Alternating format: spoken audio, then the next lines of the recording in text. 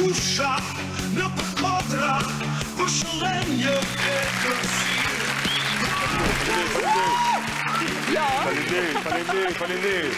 Është publiku digital që na duhet roket nga shtëpia, na e çojnë më për tresh. E kemi marrë me shumicë në këtë. Po. Mirë mbrëma të gjithëve. Fjor çfarë ditë është sot? Fjor gëzuar. Gëzuar.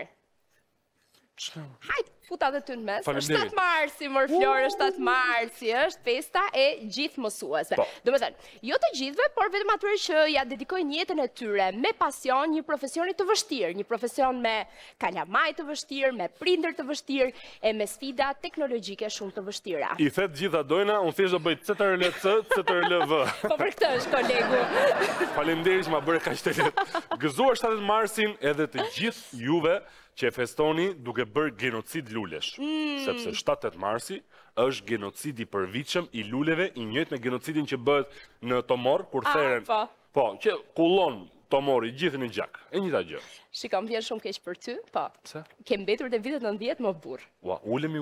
Vitet 80. Po më tash, se unë po ta bëj për kompliment. Faleminderit. Lutem tani, por ka ikur koha e genocidit luleve, më Flor. Po qa thua, ti po tani është genocidi i zarfave. Janë këtu. Bravo, nuk di domethënë. Madje dojna nuk e di pse më ngjan me një program që thonte o zarfin o dhuratën. Jo, nuk është. Kjo është dita. Është nivel tjetër ky. Po, ky. është dita që zysha ulet tek ajo karrige kështu, si mbretresh dhe vinë nxënësit për ju atë dhe japin dhuratë. Madje kanë një konkurrencë zyshat me njëra tjetrën. Kush e ka zarfin më të trash? Po, kanë filluar marrin punëtor për të dalë nga shkolla, duke tërhequr ato. Hami, 3 thas, po ty 1 gjys.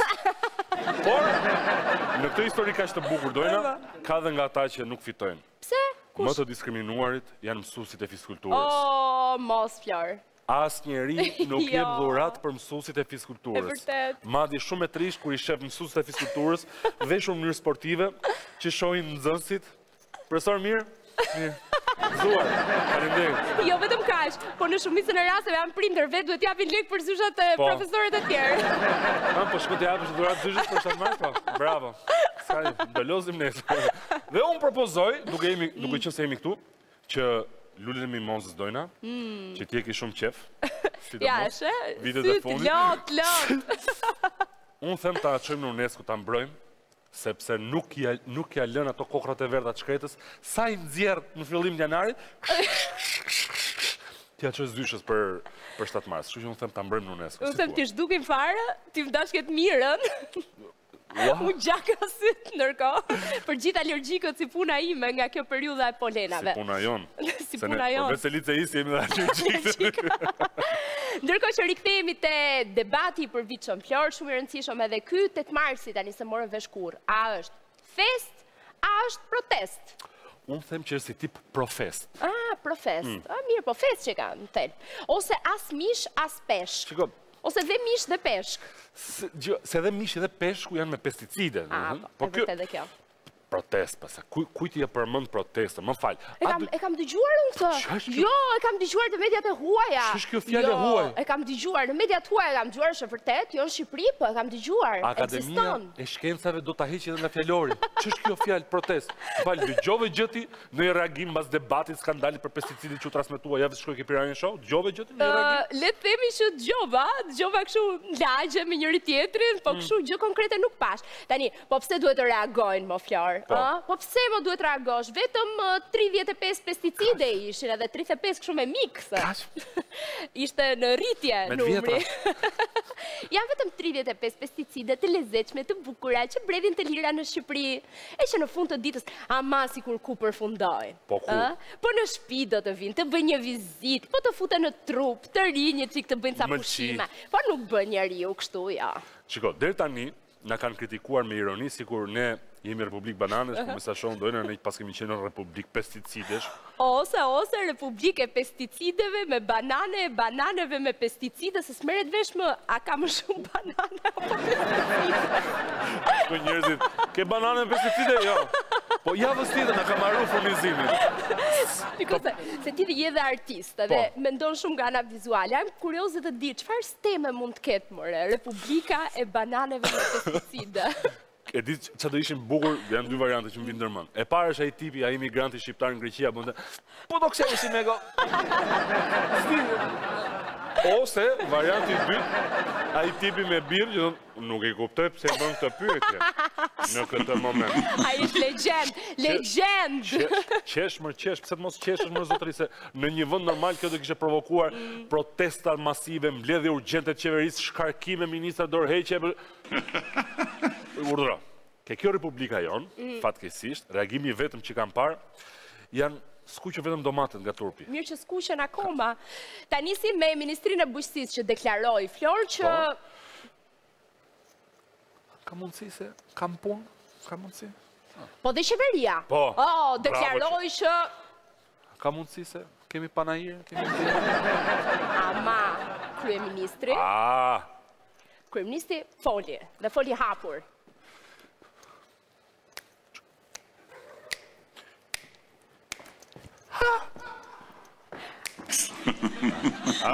Foli. Ja, mbylli gojën. I qartë ishte.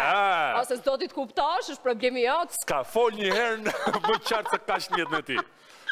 Po nuk mund të merret me pesticidet, ai më i dojna, më i dojna. Po, a e kupton ti ai duhet merret në panajirin e Berlinit, duke i marrë ata turistët gjerman, ai po kërkonte birrë, donte të shkonte në banjë ky. Hajde më këtu. Hajde më uli këtu. Ka birrë do pish ti. Do pish birrë. Po shkojmë në banjë. Bëje më këtu. Pse ne ku e bëjmë? Shiko, nuk ka faj.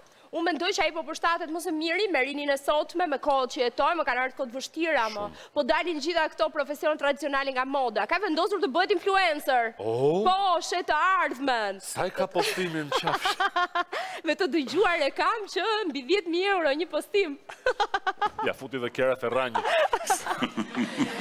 Mirë qeveria që nuk u prononcua, pas opozita, as shoqëria civile, as organizatat kombëtare e ndërkombëtare të ushqimit. Madje, as opinioni publik, të mos llogarisim tani, bëhemi seriozë, mos llogarisim ato komente në rrjetet sociale, sa ai nuk është reagim publik. Dgjoj, shqiptarëve, me sa kanë kuptuar, hidhi pesticide, hidhi helm në bukë s'ton gjë. Lej pa bukë s'ton gjë, lej pa ujë pa drita s'ton gjë, lej pa punë pa dinjitet pas. Po bëj gafe, hiqja atë kafen se tash. Jo! Lej pa kafe, gudzo! Jo, jo, këtu jam dakord. E ke pasi ka mush piramidën. Në një që kemi kafe. Kafe, më kafe. Kafe është edhe bukë edhe gjellë. Dhe çdo gjë që thot shkrihet aty. Ishin të rinjt me njëri tjetrin, e morë vesh me 35 pesticide. Kancerogjen, sa mirë kjo kafe. Çe ke bën? Kaq, nuk flitet më. Edhe në njëri që guxon thot, ore mos i kemi dhënë kafe. Jo, mos e thuaj atë llaf në kafe. Piu kamarieri se gjeti gjë. Ajo pastrusja filloi tu anuiçi. Po kishte probleme. Ka pasur, sepse ne sa herë që themi protesta dashur miq, e kemi fjalën jo në për kafe dhe jo në për rrjetet sociale, por protest e vërtet. Jo kjo që bëni ju dhe një pjesë e madhe e shoqërisë, quhet protest. Protest. Protesta bën në për rrugë, në për sheshe, para institucioneve. Duhet thënë një gjë në herë, duhet dik një gjë në herë. Shqiptar për Budallej nuk i bën dot gjë. Bravo. Jo. Për kafexhi i ke bot gjithë. Bravo qoftë. Ndërkohë, po ta marrim nga ana gjeografike, andej larg Shqipërisë kemi protesta studentore në Serbi. Këtej poshtë në Greqi kemi protestat për 2 vjetorin e tragjedisë hekurudhore. Po imagjinon do të nuk i dele keq edhe pse kanë kaluar 2 vjet. E mo që janë këto inatçing shumë mër Flor. Ndërsa këtu, po të kështeri si mego. Po se ne kemi kushtetut më. Por ne kemi kushtetut, çudia më e madhe 3 ditë zgjatë. Po ku ka më bukur, nuk jemi popull kështu që na ngel hatrin atë çorje. Asnjë popull se ka këtë kushtetut. Lëre të rjedh. Kushtetuta fillon me hapi rrugë Budallajt, çudia më e madhe 3 ditë zgjatë. Madje edhe post rodhi do pikoj. A kuptoti? Çfarë lloj thëniesh kemi ne si popull, sepse mos u mërzit. Jo. Çudia më e madhe 3 ditë zgjatë. Po, e di, është. Do harrohet. Absolutisht 3 ditë zgjatë. Është parull, kryeministri. Kur hyn, kur fshin këmbët, është çudia më e madhe 3 ditë zgjatë. Sa ditë u bën thotë. Por me zhvlerësimin që ka krijuar inflacioni dhe me kaq shumë media që janë blerë nga qeveria, e kanë ul fare, ka shkuar 24 orë. 24 orë, them 3 orë zgjat. 3 orë, pap, del çudia tjetër. Hop, u tu shqiptari. Hop, kafe tjetër. Hop. Flor, unë tani dua ta mbyll me një citat në fakt, me fjalët e mençura të një lideri jo global, Globi është kaq i por vogël. një lider të universit, i cili thot: Nuk keni parë asgjë akoma. Mos fol më. A mund të shtojmë thjesht që investigimi i Piranjës son Matilda vazhdon dhe çfarë nuk kemi zbuluar këtë herë. Domethënë çfarë s'ka dalë në shesh? Aty te Skënderbeu, pse si është fryrë? Po, Vlojnë pesticidet. si fillim një fryrje. Pastaj do vazhdojmë.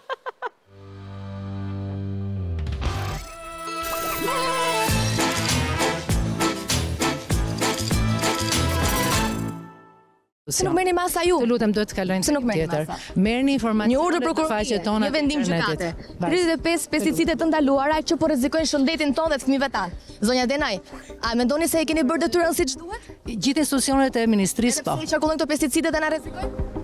Një javë më parë transmetuam skandalin e pesticideve të ndaluara të pranishme në Shqipëri. Unë e pash me shumë kujdes emisionin nga mënyra si komunikoj me ju. Unë mendoj që kjo ministër për 24 orë do t'japi dorëheqje. Jemi në një rast emergjence kombëtare për sa i përket sigurisë ushqimore. Pas informacionit që morëm nga laboratori Tenuis për prezencë të 35 pesticideve të ndaluara në produkte të ndryshme ushqimore, ne ju drejtuam ministrisë për të kuptuar nëse ishte në dijeni të kësaj situate skandaloze. Dhe në përgjigjen e kthyer, ajo sqaron se Autoriteti Kombëtar i Ushqimit nuk disponon informacion mbi rastet e konstatimit të pesticideve. Gjithashtu, thuhet se janë interesuar pranë laboratorëve që kryejnë këto analiza, por nuk kanë mundur ta marrin informacionin për shkak të konfidencialitetit që laboratorët duhet të ruajnë ndaj klientëve të tyre. Kur një laborator i akredituar duhet të ruajë konfidencialitetin, cila është rruga ligjore që duhet të ndjekë shteti në këtë rast? Atëherë një vendim gjyqësor ose një vendim prokurorie do ta zhvishte laboratorin nga konfidencialiteti. Jemi në një rast emergjence kombëtare për sa i përket sigurisë ushqimore. Nuk përjashton asnjë, por fëmijët e ndjejnë akoma më tepër. Nënat shtatzan është fatale për ato. Patjetër gjitha problemet në sistemin tonë tretës, gjitha këto kancer dhe tumore që shikojmë në zorën e trashë, patjetër që vijnë nga efektet që kanë këto pesticide. A ka vend vërtet për të alarmuar?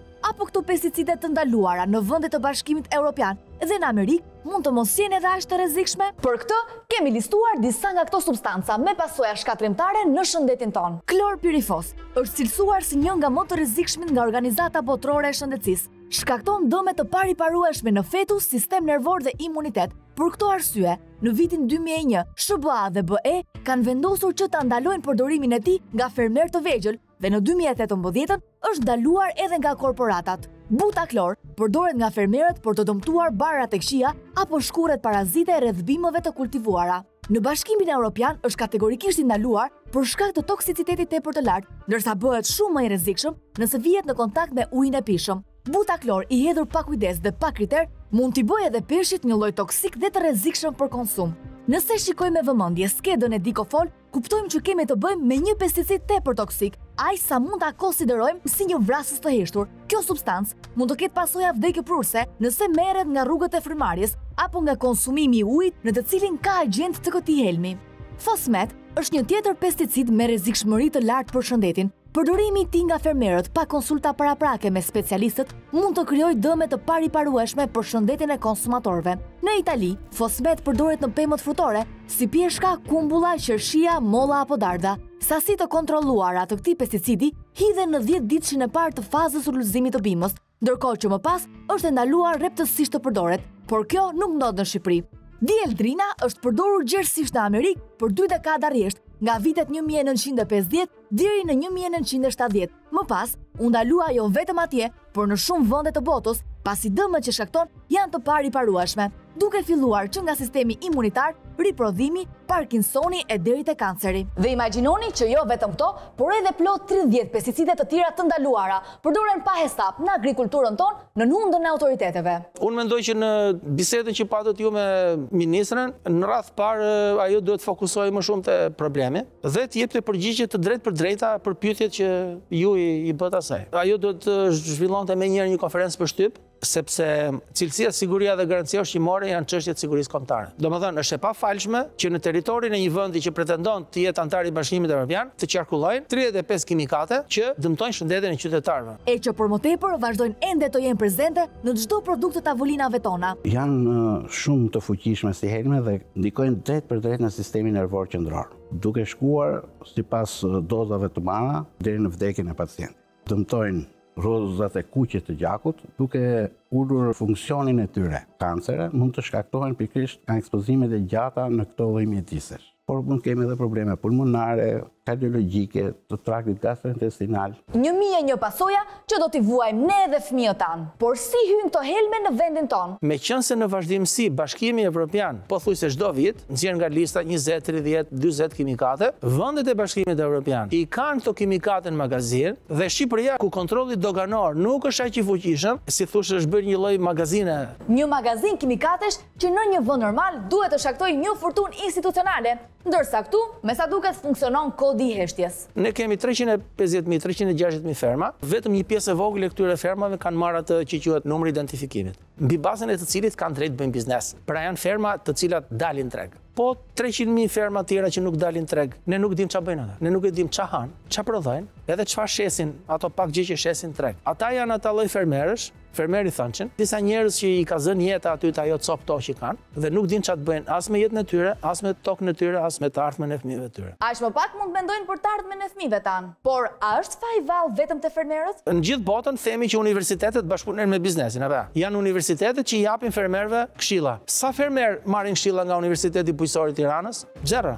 Sepse Universiteti Bujqësor i Tiranës e ka mendjen për 10 lekë të popullit. Ç'a bën Universiteti Bujqësor me këtë rast e këtyre 35 pesticideve që janë në territorin e Shqipërisë, që kanë dalë nga qarkullimi i Bashkimit Evropian? Ç'a masë mori Universiteti Bujqësor? Kishte shumë për të bërë Universiteti Bujqësor. S'bëri asgjë. Po ekspertët e Ministrisë së Bujqësisë. Në Shqipëri ka 5 qendra transferimi teknologjive bujqësore, po nuk kanë kapacitete, nuk kanë njerëz të mjaftueshëm që të shkojnë në nivel ferme, t'i tregojnë fermerëve si veprohet. Kjo është fara e domates. Hapet toka, 25 cm thellë, punohet, hidhet pleu kimik, vendoset fare domates, mbulohet. Në fazën që arrin pjekuria e lules, duhet i hedhësh to kimikate. Kush ja thotë fermerëve? Po, a janë evidentuar raste konkrete të helmimit nga pesticidet? Më thoni mua, në cilin rast spitalet kanë njoftu policin kur i kanë vajtur pacientë helmuar, që kanë konsumuar për një kohë gjatë produkte të cilat janë të kontaminuara me kimikate. Nuk kanë informuar. Në një kohë që është detyrë e spitalit njoftoj policin. Çfarë është? Neglizhencë, mungesë njohurie apo sistemi ndryshje? I din gjithë. Prandaj po them, çdo njeri ka një kuadër në të cilin vepron. Është etika, morali, ligji dhe Zoti. Në momentin që ti del jashtë kësaj ti si je më njeri dhe duke mos qenë më njeri, ty nuk të bie fare në mend për jetën e tjetër. Kjo është. Ka përcy, përtej logjika njerëzore. Ka rënë sistemi. A ka një protokoll për kontrollin e produkteve me kimikate të ndaluara? Çështja është të gjithë institucionet e sistemit bujqësisë dhe të ushqimit, ku ministria është në krye. Në momentin që ti shkon dhe i thua laboratorit që shiko se më jep mua listën e kimikateve që ke gjetur ti nga analizat që ke bërë për një vit. Edhe i laboratori thotë, "I ka shoku thotë, është çështje profesionale sa japun atë. S'njeh fare kush je." Pse? Se laboratori nuk ka marrëdhënie me shtetin. Në momentin që unë të jap një licencë ty si laborator, aty pastaj firmoset një gjë e voçkël fare, që ka detyrim. Po që është shumë e rëndësishme që ke detyrim 1 2 3 4 5. Por kjo deri tani nuk ka ndodhur, duke e kthyer çështjen e përdorimit të pesticideve në një fushë të madhe të minuar, në të cilën ecim çdo ditë. Në momentin që ti cakton në një detyrë një person që nuk është i fushës, ai për një herë thot, edhe sikur ta çojnë atje te spaku, ai do thot po s'di gjë. Cila është llogaria që kjo ministre do t'i kërkojë drejtorit mbrojtjes bimëve në Ministrinë e Bujqësisë? Çfarë mund t'i kërkojë drejtori mbrojtjes bimëve dhe ministrja drejtorit akus? Çfarë mund t'i kërkojnë ata kur s'din fushën? Kjo histori me përdorimin pa kriter të pesticideve të ndaluara në fakt nuk është e panjohur, sepse historikisht Bashkimi Evropian ka dhënë para për të eliminuar pesticidet, specifikisht pesticidet që kishin krijuar hotspot në territorin e Republikës Shqipërisë, të janë dhënë miliona euro në vazhdimsi dhe në fund u vendos që këto pesticide duhet të dilin nga territori i Republikës Shqipërisë, sepse këtu në Shqipëri nuk ishte e mundur eliminimi i këtyre. S'kishim teknologji. Por me sa duket, ato që nxorëm nga dera, na hyn nga dritarja dhe sot shumë vite më vonë, pesticidet e ndaluara në çdo vend të zhvilluar të botës magazinohen dhe përdoren gjerësisht në kulturat tona bujqësore. Pra jemi në një fazë emergjence apo jo? Po, topi ka vajtë në fund dyshe mes. E kupton sa mbrapa ka shumë punë për të bërë Shqipëria, po duhet vullnet. Ne mund bëjmë një intervistë kur të keni ju në Ne po e bëjmë pas këtij premtimi të zonjës ministre Denaj, ne i bëm një kërkesë zyrtare për intervistë. Por siç mund ta imagjinoni, nuk morëm asnjë përgjigje gjatë gjithë javës. Ndërkohë, duke vlerësuar situatën e rrezikshme me të cilën përballet çdo qytetar që blen dhe konsumon produktet me pesticidet e ndaluara, i dërguam prokurorisë së Tiranës një informacion të detajuar me të gjitha faktet që kemi publikuar një javë më parë. Por përgjigja ishte vërtet zgënjyese. Nuk na rezulton që deri në këto momente, në prokurorin pranë gjykatës së shkallës së parë të Tiranës, të ketë materiale kallëzuese në lidhje me çështjen e pesticideve të ndaluara në produktet ushqimore në Shqipëri. Ju ftojmë të depozitoni kallëzim penal, thuhet në përgjigjen e kësaj prokurorie. Në fakt, kur jemi në rastin e një situate alarmante dhe me rrezik për shëndetin e qytetarëve dhe për më tepër, kur ka në duar provat e një krimi, prokuroria duhet të kishte nisur menjëherë hetimin kryesisht pa patur nevojë për sinjalizim nga ne. Siç e thot qartë edhe neni 280 i Kodit të Procedurës Penale, prokurori dhe policia marrin dieni për veprën penale me iniciativën e vet dhe me njoftimin e bërë nga të tjerët. Njoftim që u bën në mënyrë të detajuar nga ne nëpërmjet emailit, por edhe me kërkesën tonë për të depozituar dorazi të gjitha faktet, gjë që nuk na u pranua. Çfarë rëndësie pas ka shëndeti qytetarëve për institucionet ligjzbatuese? E ndërsa ne flasim dhe autoritetet nuk ndërhyjnë qindra tonelata fruta, perime dhe nën produkte të tyre të kontaminuara me toksina të rrezikshme të pesticideve, vijojnë të hidhen në tregun vendas pa më të voglin kontroll dhe pa më të voglën ndërgjegje të autorëve dhe seirgjimve që kanë mbyllur të dy syt përballë këtij skandali me përmasa vrastare. Në këto kushte, a duhet ta bëj gjumin e qetë zonja ministre e bujqësisë?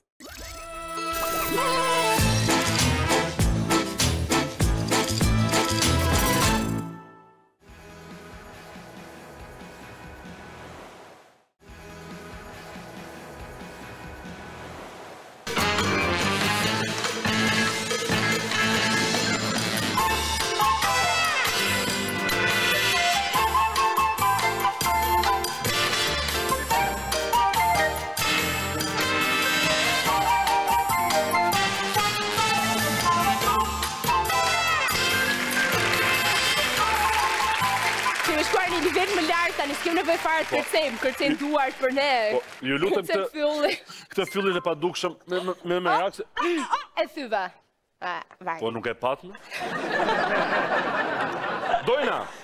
Mër Flor! Kur dëgjoj shpesh se liria e medias në Shqipëri nuk ekziston... Liria e medias në Shqipëri? Po, i them gjithë e keni gabim.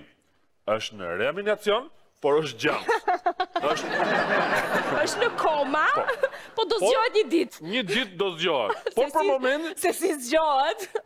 Nuk e di. Mjafton të kesh përvojë si për shembull mundës olimpik dhe ja del në këtë lloj media që kemi ne. Nuk e di sa mirë e ke. Unë madje sugjeroj që të futet sa më shpejt në kurrikulat e gazetarisë. Po. Po çdo këto të folur në publike, shkrim artikujsh, raportim lajmesh. Po nuk të duhet, nuk të duhet. Bëjmë serios tani. Seriozisht ju duhet keni praktikën konkrete të gazetarit, si për shembull duhet bëni sumo. Sumo, është e mundja japoneze që bën gjithë nga 300 kg dhe zihen. Dhe që të bën gazetarë ashtu, vjen 10 sofllaqe këtu, sumo. Por edhe pajiset. Edhe pajiset për xhirim, nuk mund të bëhet me këtë gjëra, duhet më të forta. Po. Kamera duhet të ketë skelet titaniumi. Po. Xhamat duhet të jenë lente, duhet të jenë prej diamanti. Mikrofona duhet të jenë me kështu çelik të pa oksidueshëm. Shumë mirë e ke menduar, se këto tonat more njerëz janë sugjerime konkrete më. Po nisur nga Piranja jon, nga Freardi ynë, nga Frearderista, i cili ju përgjigj shqetësimit të një shtetase nga Vlora për një konflikt mes fqinjësh, si qindra konfliktet që ne kemi her pas here tek Piranja dhe dëgjojmë në këtë Shqipërinë tonë. Dhe u nis për të bërë investigimin rutin. Si qindra, investigimet të tjera. Mirë po. Palës tjetër, u pa që nuk kishe të njëtin mendim. Kishe një tjetër lloj mote. Ajo palë tjetër, thonë, as i pyetje, për ndryshe të thye vakanët. Tani, ky Freardi. Po. Ky Freardi që kur e nisi në Piranjat atëherë, i ha bishtje. Duket. I ha kurrizi. Ta thret! E ndjell vetë, ai është ndjellës. Ashtu e nisi, ashtu po e vazhdon këtë muhabet, domethënë. Nuk e di pse. Nuk e di ku i mbledh ta lloj personazhesh. I pëlqejnë këto kolazhe. Kujdesu që edhe fqinjit t'i shkojnë bar. Bravo. Ndjekim këtë episod të freskët dhune ndaj gazetarit ton Frearderista me një produksion Medium Vlora. Unë kam frikë. Bau fort. Shofer, kujdesu kthesa. Kam frikë.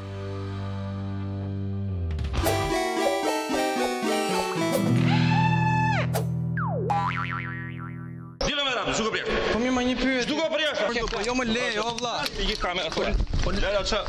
I ke ik bëre dartë. Po lera më tani, mos e prek. Jemi në ambientet e një mobilerie në periferi të Vlorës dhe ky zotëri që shihet e dëgjohet në video duke bërtitur, duke share, duke thyer, është pronari i këtij biznesi, ndërsa sendet që përplasin në tokë pa u menduar dy herë janë mjetet tona të punës së përditshme, kamera dhe mikrofoni, të cilat përfunduan në këtë gjendje. Por fatmirësisht ne ishim të pajisur me mjetet të tjera xhirimi, duke arritur të dokumentojmë atë që ndodhi në një ditë, e cila nisi e qetë dhe nuk premtonte asgjë të keqe. Kam përfituar tokë bujqësore me ligjin 7501 në fshatin Oshtim. Kjo firma ka filluar të hedhë dhera. Edhe unë kam shkuar e kam takuar pronarin Dorisenin, përse i ka hedhur këto dhera, jo po pa dashje, jo ashtu, jo kështu. E kam kaluar. Mbas disa kohë shikoj që ai hedh përsëri dhera. I them çfarë po bën? Kam bërë marrëveshje me një nga pjesëtarët e familjes tënde dhe do ta blej tokën. Ti mund ta blesh tokën, por kur pjesëtarët e tjerë të familjes ta ndajnë me mua njerë, se ne kemi të përbashkët. Në rregull, unë nuk bëj asnjë gjë, nëse ju nuk jeni të gjithë dakord. Zonja Sabie pretendon që pronari i imobilerisë në fillim ka kërkuar ndjesë për punimet që bënte në tokën e saj, por duket se shumë shpejt gjërat ndryshuan, ashtu siç ndryshoi edhe sjellja e tij ndaj kësaj 52 vjeçareje. Pastaj shikoj që filloi po hidhte dhera pa më pyetur mua, e kam takuar përsëri, më ka thënë unë tokën e kam bler, ty nuk të njoh fare, dhe ndërkohë makinat punoni, kur kam shkuar në datën 22/4/2024. Po mbushte tokën, ku unë jam bashkëpronare. I thash do shkoj në polici, të shkosh ku do duash, policia nuk ka çfarë më bën. Policia nuk ka çfarë më bën. Duket si një batut sa për të trembur zonjën, por kur e provuam vetë në kurizë më vonë, e kuptuam që nuk ishte as batut dhe as ndonjë lloj forme presioni. Por me radhë, do dalim dhe aty. Në polici me një luftë shumë të madhe nuk donin të më pranoni brenda, ka dalë oficeri i policisë gjyqësore e pa ka dalë jashtë, edhe mundohesh që të më binte mua që unë mos bëja kallëzim penal. Megjithatë e bëra kallëzimin penal, u ndërprem punimet. Por nuk zgjat shumë sepse në datën 17/5 marr vesh që përsëri fillojnë punimet, shkoj e takoj, më thotë jo s'është e vërtet, jam detyruar, jam ngritur në orën 5 të mëngjesit, kam ruajtur makinat, i kam regjistruar makinat duke punuar. Bëhet fjalë për këta kamion, të cilët janë filmuar nga zonja gjatë kohës së konfliktit me Dorisenin. Shihet qartë se çfarëdo qofshin materialet që kamionët shkarkojnë, përfundojnë në tokën ku 52 vjeçaria është bashkëpronare me familjar të saj. Shkova prapë në polici, bëra kallëzimin përsëri në datën 18. Dhe bëri zoti Dorisen, fillonte të shtunte diel pastaj në fundjavë bënte punime. Kam bërë kallëzim në prokurori për IMT-n, për policin. Kam quar foto, kam quar video të gjitha në polici, në prokurori, dhe kur ka shkuar avokati im që ka marrë dosjen, fotografit që unë qova në prokurori nuk ishin. Që ishin makinat e rënda, targat e makinave dhe çfarë bëj atje. Dhe IMT janë del me konkluzionin që aty po bën ca punime të lehta, s'ka nevojë për leje ndërtimi. Kjo është përgjigja që IKMT-ja e Vlorës i ka kthyer zonjës Sabie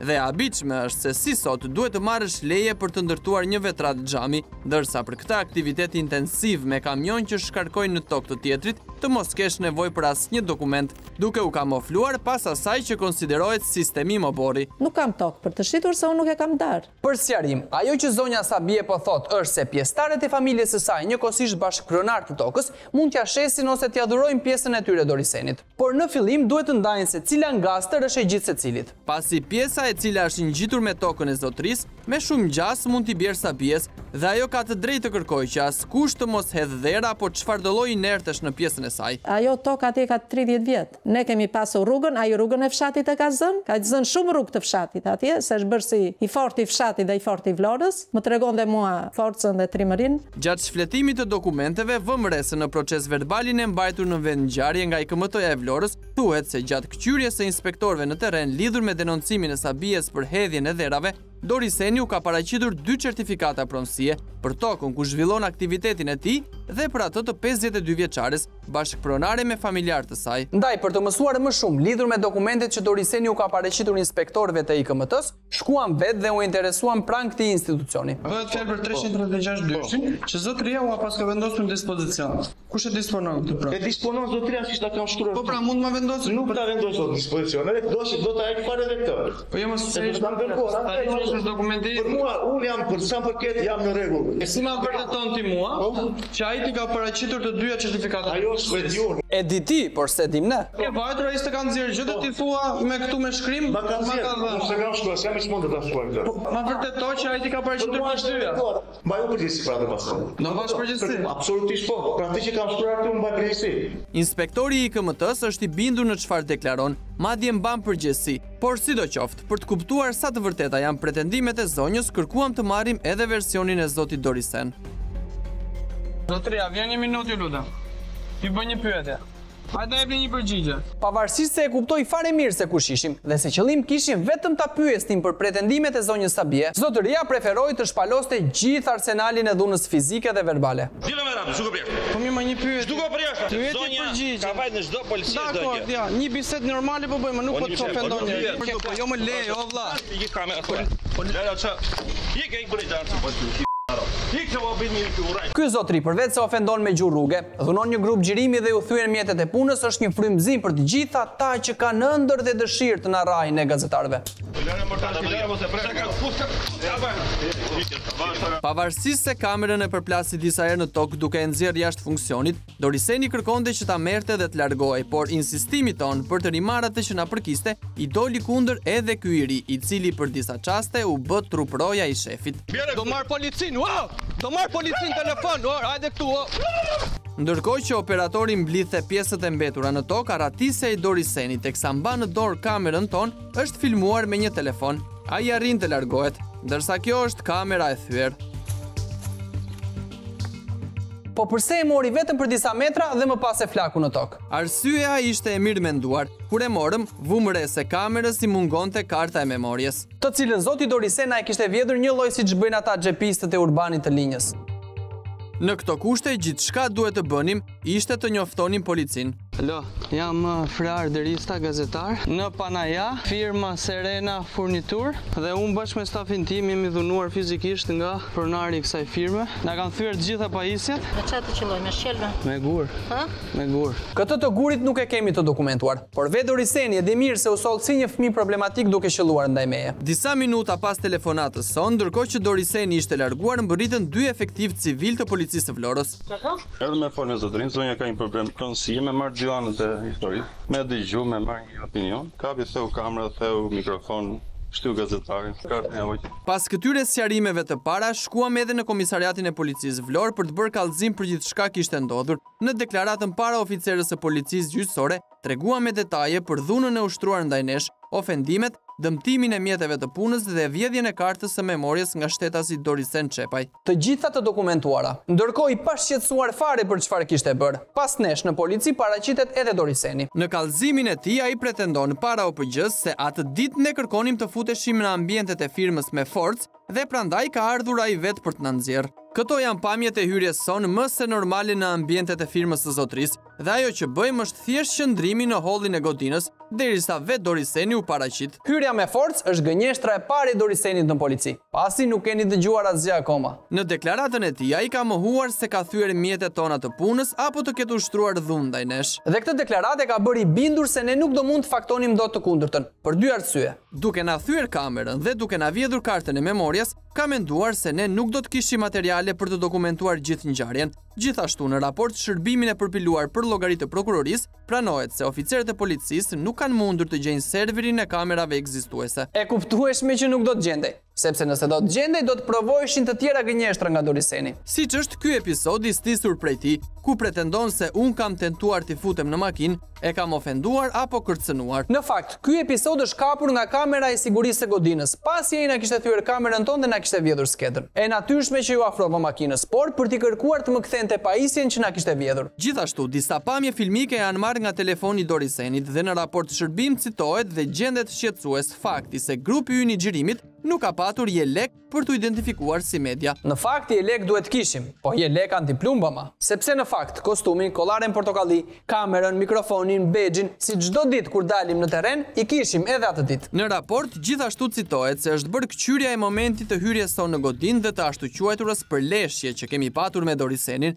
sigurisht nga kamerat e instaluara në hyrje të objektit. Por si ka mundësi që policia vuri re atë çka e quan përleshje dhe nuk vuri re Dorisenin që na mori kamerën dhe u largua? Si ka mundësi që nuk vunë re thyerjen e mjeteve tona të punës, kur të dyja këto episode ndodhen në të njëjtin ambient? Ne jemi të bindur që kjo çështje është trajtuar si ajo shprehja ca të nënës e ca të njërkës. Ndoshta përballë kemi kunatin e shokut Xhemal. Për sa kohë deklaratat tona, dëshmitarët apo pamjet filmike nuk i mjaftuan prokurorit Olsi Vasiu për të nisur procedimin penal, me pretendimin se veprimet apo mos veprimet e shtetasit Dorisen Çepaj nuk formojnë elementet e veprës penale kanosje, lagosje let me dashje dhe shkatrim prone. Lidhur me veprën penale kanosje, përpara oficeres policisë gjyqësore, unë kam deklaruar se shtetasi Dorisen Çepaj më ka kërcënuar me vdekje, duke bërë me shenjë rreth kokës së tij simbolin e varjes militar. Por diçka e tillë do të vërtetohej vetëm nëse nuk do të vidhej karta e kamerës son, apo nëse do të gjendej serveri i kamerave të godinës së Dorisenit. Sa i takon shkatrimit të pronës, prokurori Olsi Vasiu kërkon të provohet ekzistenca e pasojave materiale.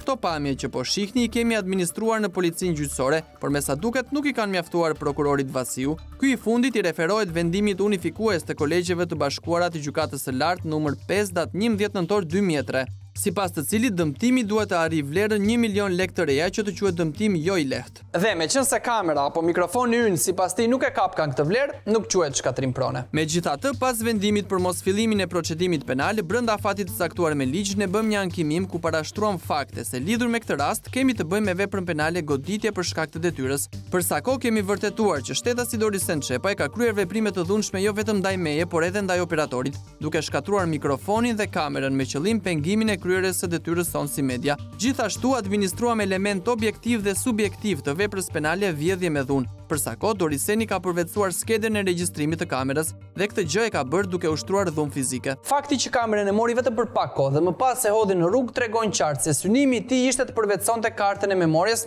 për të zhdukur provat. Gjithashtu kemi parashtruar fakte kundër lidhur me konkluzionet e prokuror Olsi Vasiut, i cili ka konstatuar se nuk ka element të shkatrimit të pronës. Së pari, prokuroria nuk ka kryer hetime të plota rreth vlerës së saktë të dëmit të shkaktuar, siç është thyerja e kamerës, e mikrofonit dhe jo vetëm. Së dyti, prokuroria ka bërë një vlerësim të gabuar të kategorisë qoftë kjo pasojë lehtë apo pasojë rënd, pasi është mbështetur vetëm te kriteri ekonomik i këtij vlerësimi. Është e vërtetë që kolegjet e bashkuara të gjykatës së lartë e kanë përcaktuar si kriter vlerën 1 milion lekë të reja. Por ato e theksojnë qartë se për cilësimin e një dëmi si pasojë rënd, përveç kriterit ekonomik vlen edhe kriteret të tjera të karakterit jo ekonomik, të cilat shpesh mund të marrin rëndësi më të madhe se sa kriteri ekonomik. Për shembull, vjedhja e një pjese të linjës teknologjike të një fabrike apo të një aparature mjekësore, pavarësisht nga vlera e tyre e shprehur në të holla, shkakton ndërprerje të procesit teknologjik, lë pa punë një numër të konsiderueshëm punonjësish, lë pacientët pa mjekimin e domosdoshëm jetik apo gjëra të tjera. Bazuar në këto shembuj, dëmi i shkaktuar nga Doriseni duhet cilësuar si dëm jo i lehtë, pavarësisht se dëmi ekonomik në rastin konkret mund të jetë edhe më i vogël se vlera 1 milion lekë të reja. Kjo pasi në rastin konkret, përmes dëmtimit të kamerës dhe vjedhjes së kartës, në thelb është dëmtuar interesi publik për informim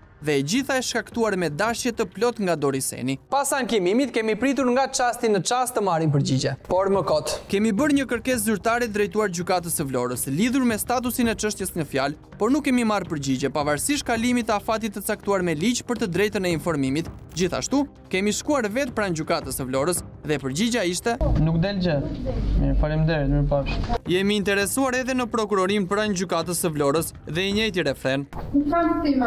Mirë, po në sistemin e postës shqiptare shihet qartë që ankimimi ynë është dorëzuar në prokurori vetëm një ditë pas depozitimit. Kështu prokuroria duhet t'ia kalonte menjëherë gjykatës, ose minimumit na e kthente mbrapsht. A kemi të drejtë të dyshojmë që dokumentet tona mund të jenë hedhur në kosh?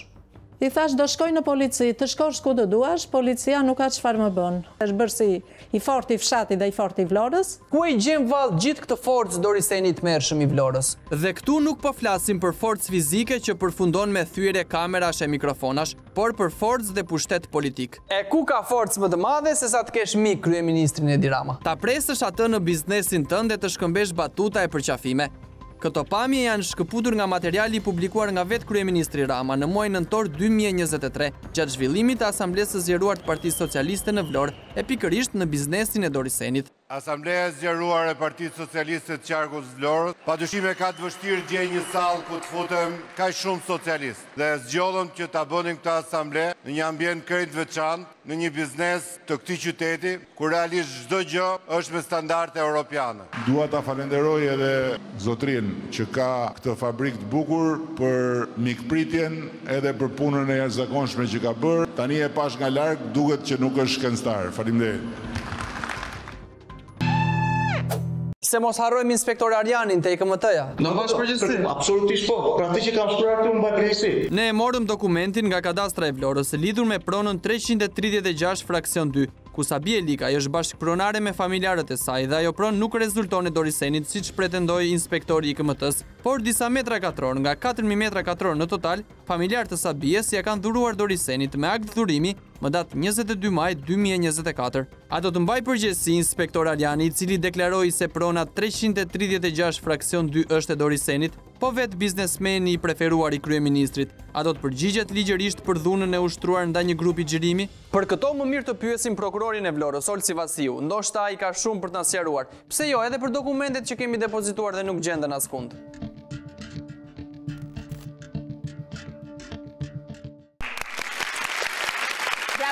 Nuk di, nuk kam fjalë. Ja ku ishtohet edhe një tjetër vrap palmaresit ton me aratisje masive.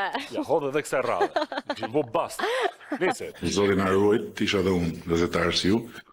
Pikërisht, sepse vetëm një njeri pa fajshëm ja fut vrapi dhe sprintin me kamerë të prishur në sqetull. E vërtet, sepse kush është i pa fajshëm, nuk ka frikë nga ballafaqimi me gazetarët, nuk përdor dhunën, nuk e thyen kamerën, nuk heq kart memorien. Këto janë veprime tipike të një personi i cili e di që ka bërë shkelje më Flor, e di që ka bërë shkelje ai, edhe ç'a bën? Merr atë kamerën, e thyen, edhe nuk do që t'i shkojmë këtij muhabeti deri në fund, por ne na keni parë një njërë të tërhiqemi, ne i shkojmë deri në fund çdo denoncimi. Dojna, që po bëllo garisë të shoqë po më ndërkohë që ti po flisje, Shazami brenda kokës time më nxirrte pamje të propagandës qeverisë, të kryeministrit, fiks të njëjta gjëra që the ti. Dhe topi, dhe nuk e kam fjalën për Top Channelin, topi për këtë investigim dhe dhunën ndaj gazetarit ton, është në dorën e prokurorisë. Po që jemi duar të sigurta. Ne tani thjesht po presim. Materiali i radhës tani dua një ndryshim komplet atmosfere, Flor, të lutem, sepse materiali i radhës për çfarë flet? Për dashurinë. Dhe dashurinë atë të vërtetën.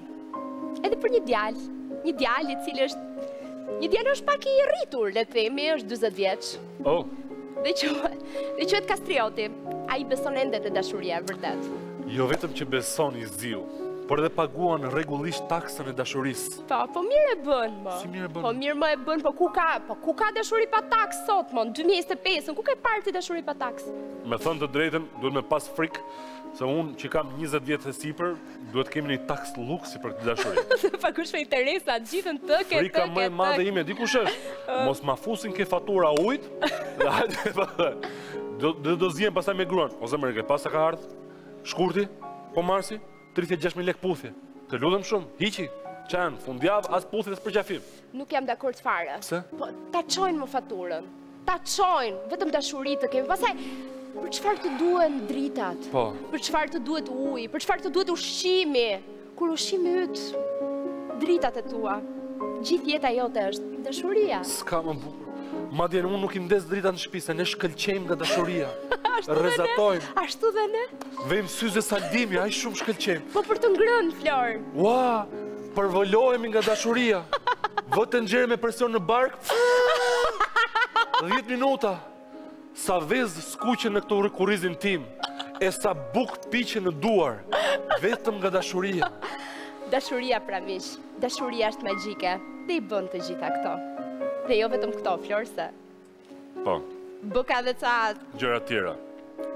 Diqeni për më tepër.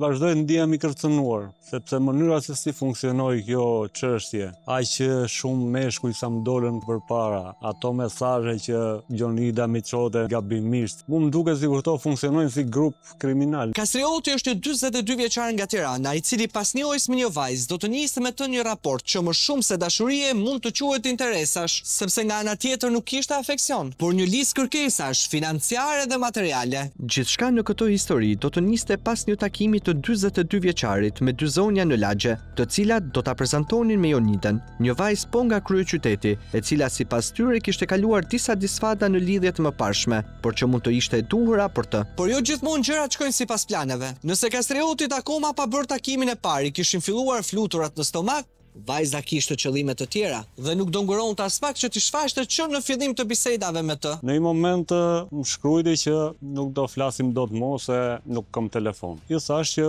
nëse ti do, ta blej telefonin unë. I dërgova fillimisht lekët që të blej telefonin. Nuk e bleu telefonin se tha ato 500.000 lekë që mi çove, tha i harxova se kisha borxhe dhe bleva diçka ilaçe gjona. E lash i bleva telefonin vet, ja çova. Në momentin që i dhash telefonin, pastaj filloi duke më çuar ca mesazhe të çuditshme që po më kërcënojnë, do e myllte numre kështu gjonash. U detyrova, i bleva një numër tjetër. I kërkova asaj se kush të kërcënon, nuk më tregoi, tha nuk duhet të përzin këto muhabete. Biseda gjithmonë ishte jam e sëmur, jo kjo ajo, kam halle, kam probleme.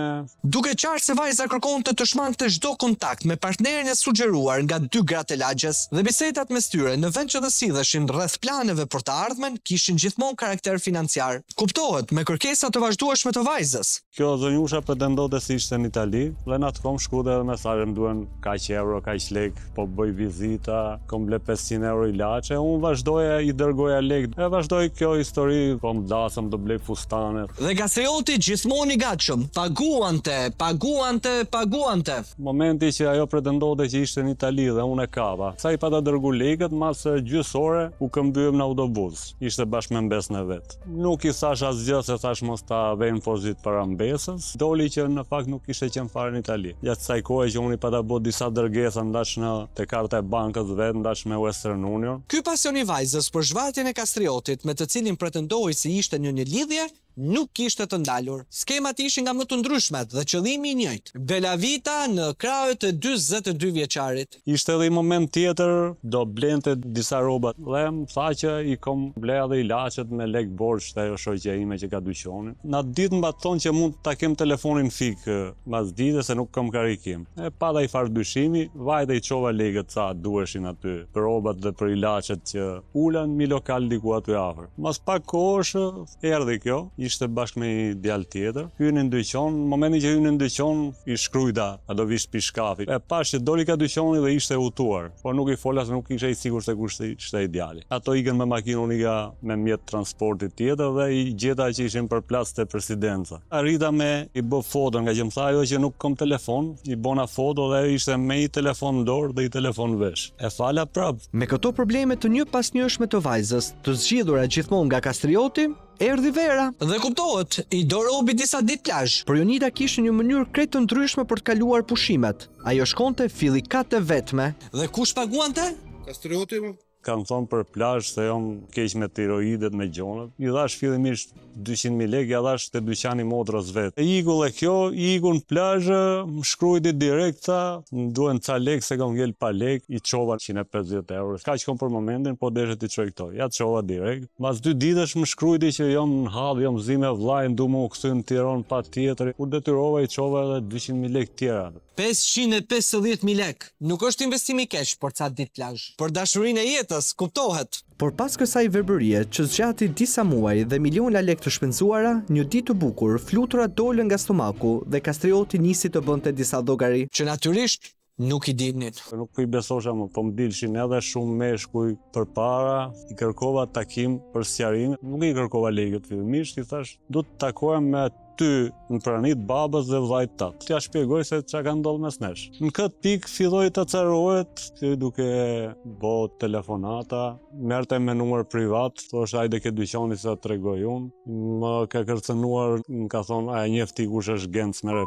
Emri që përmendet nga vajza është një drejtues i lartë i policisë së shtetit, i cili me sa duket pa dijenin e tij, po përdoret si armë për t'i bërë presion kastriotit. Mas 1 orë, 2 orë mori person tjetër, një djalë po me numër privat. Nga mënyra si foli, po më prezantoi sigurisht se policë. Sa mas dite më mori në telefon i person, filloi duke më kërcënu me jetën. Do të vi aty, do të pres, do të bëj, do të vras, do të varr me kokë poshtë.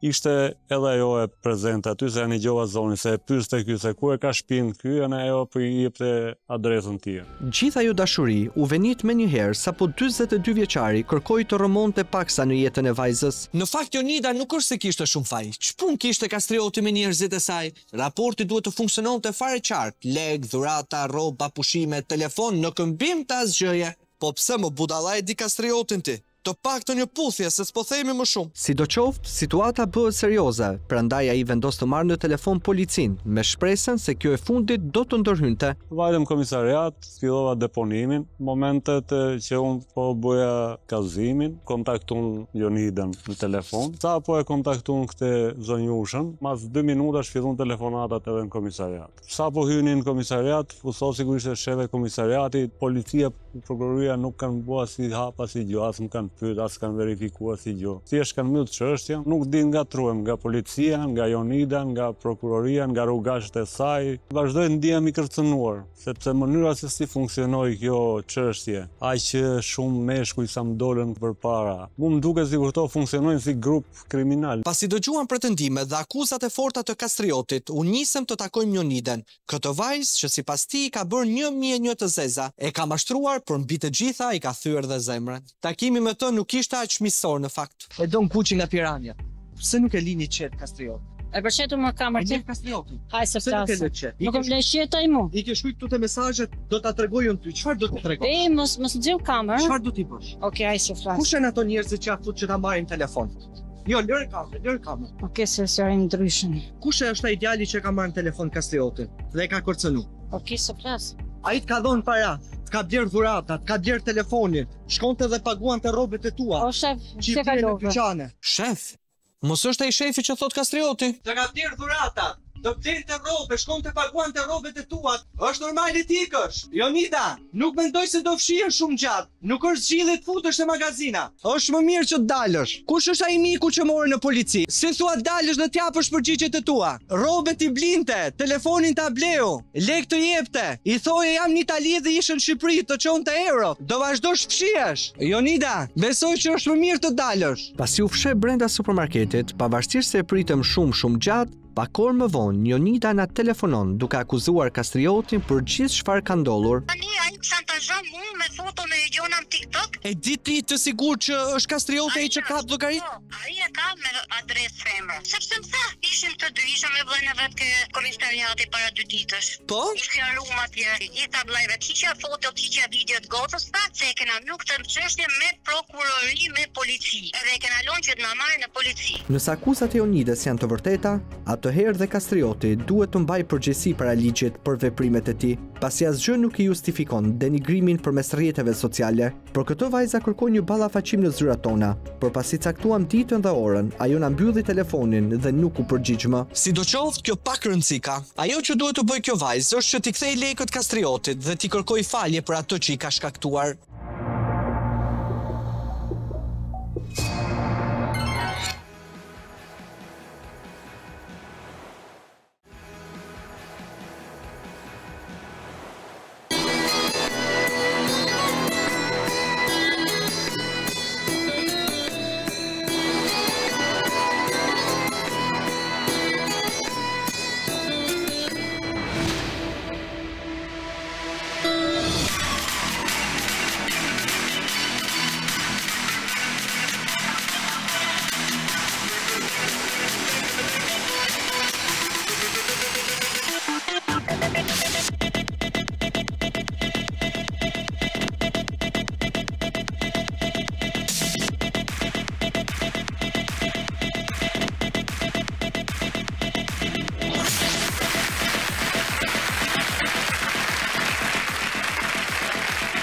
Jalla Habibi!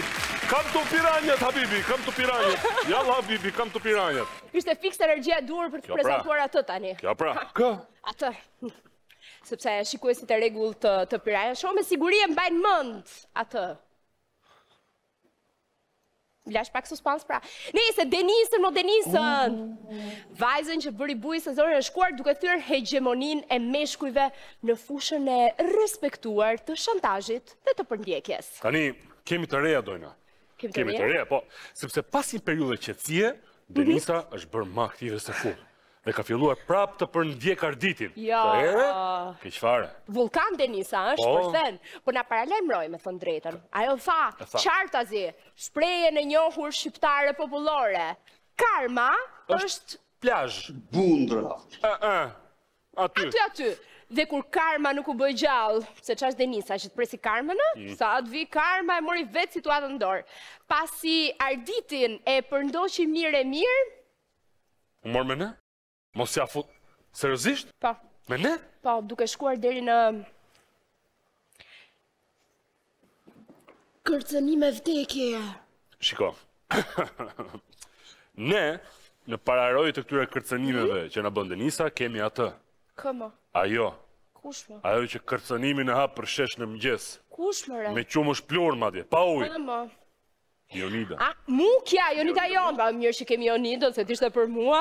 Jalla, Bibi, kam të piranjët, se kemi Jonida. Ndjejmë nga cili krah do të anoj lavjersi i Karmos këtë herë. Forca Jonida! Forca Juve! Më falë, Jonida desha të thë, po, më falë. Nuk po flasë për Juventusin, se ky s'ishte viti Juventinëve. Është tem tjetër, është muhabet tjetër. Shkon në Berlin ti shkon. Ndjekim Denisën.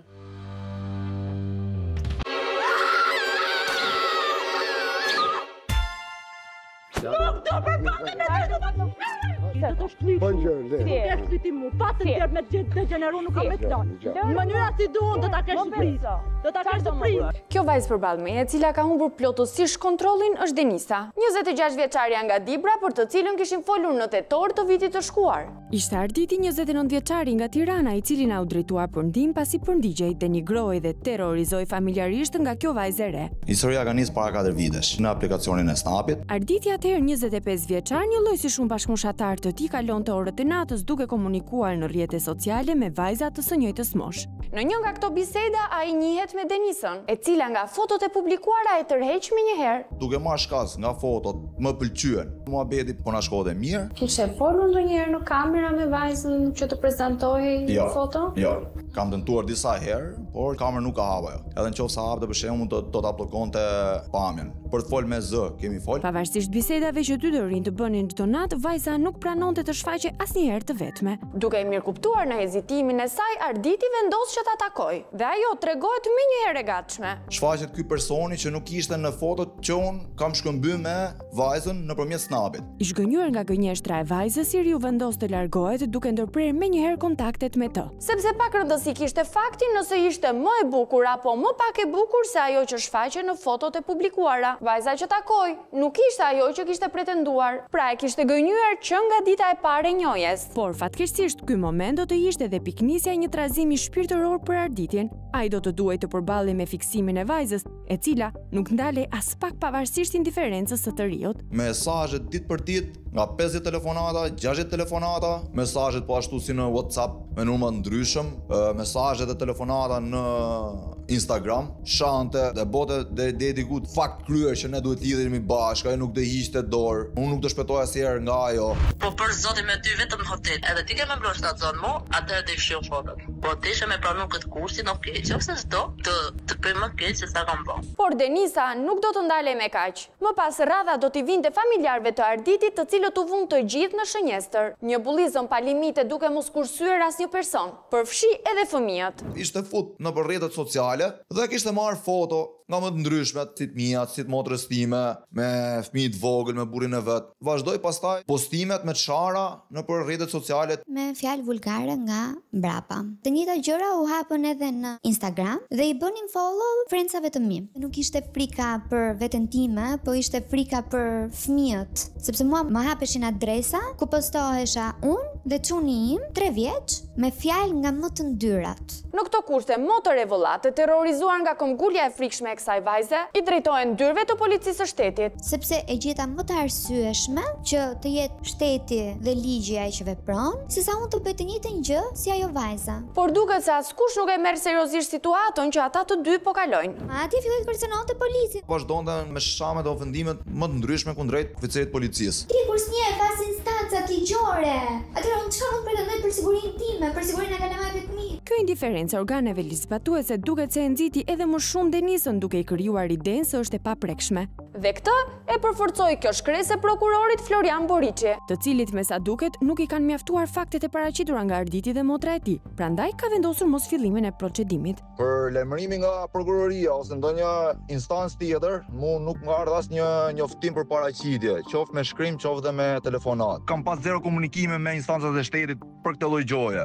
Ndërkohë vajza vijon me kërcënimet, ndërsa policia dhe prokuroria nuk veprojnë. Në këto kushte udhëtojmë drejt Peshkopis me shpresën se do ta bëjmë të arsyetoj dhe ta bindim se po vepron gabim duke kërcënuar një familje që nuk ka asnjë lidhje apo interes me të. Dhe për këtë na duhet të ndihma Arditit, i cili kërkon takim në periferi të qytetit. Çfarë ke bëu? Kam dëgjuar për ty.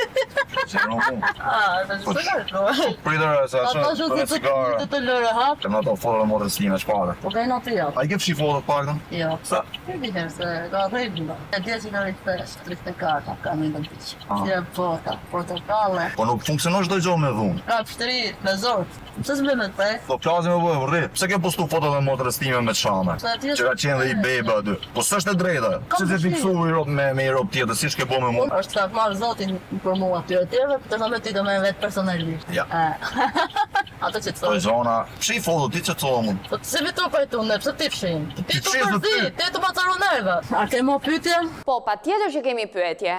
Shumë madje. Denisa, si e?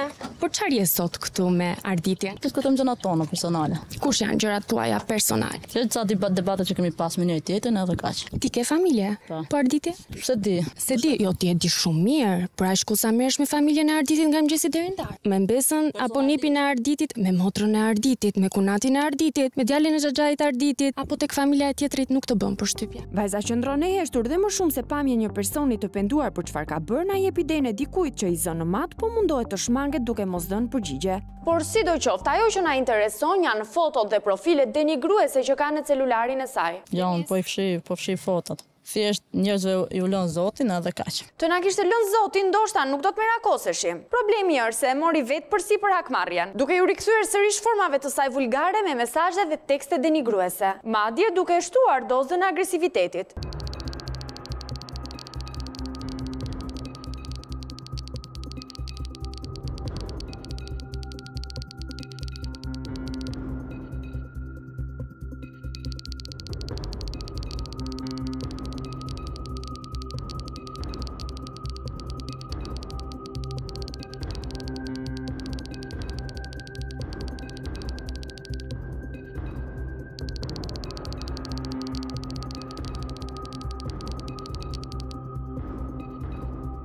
Por ky është vetëm fillimi.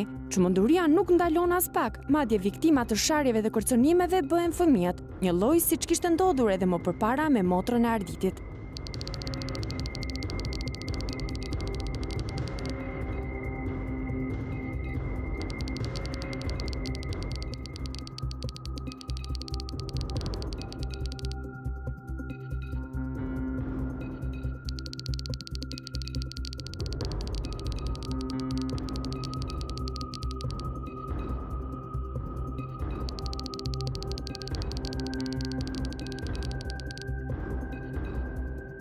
Në këtë mesazh të radhës, fantazia ka përcen çdo limit. Nuk dihet nëse teksti në fjalë mund të klasifikohet si tendencë thjesht për të bërë keq apo një fantazi sadomasokiste që kulmon në dënimin e tmerrshëm të Arditit nga Zoti.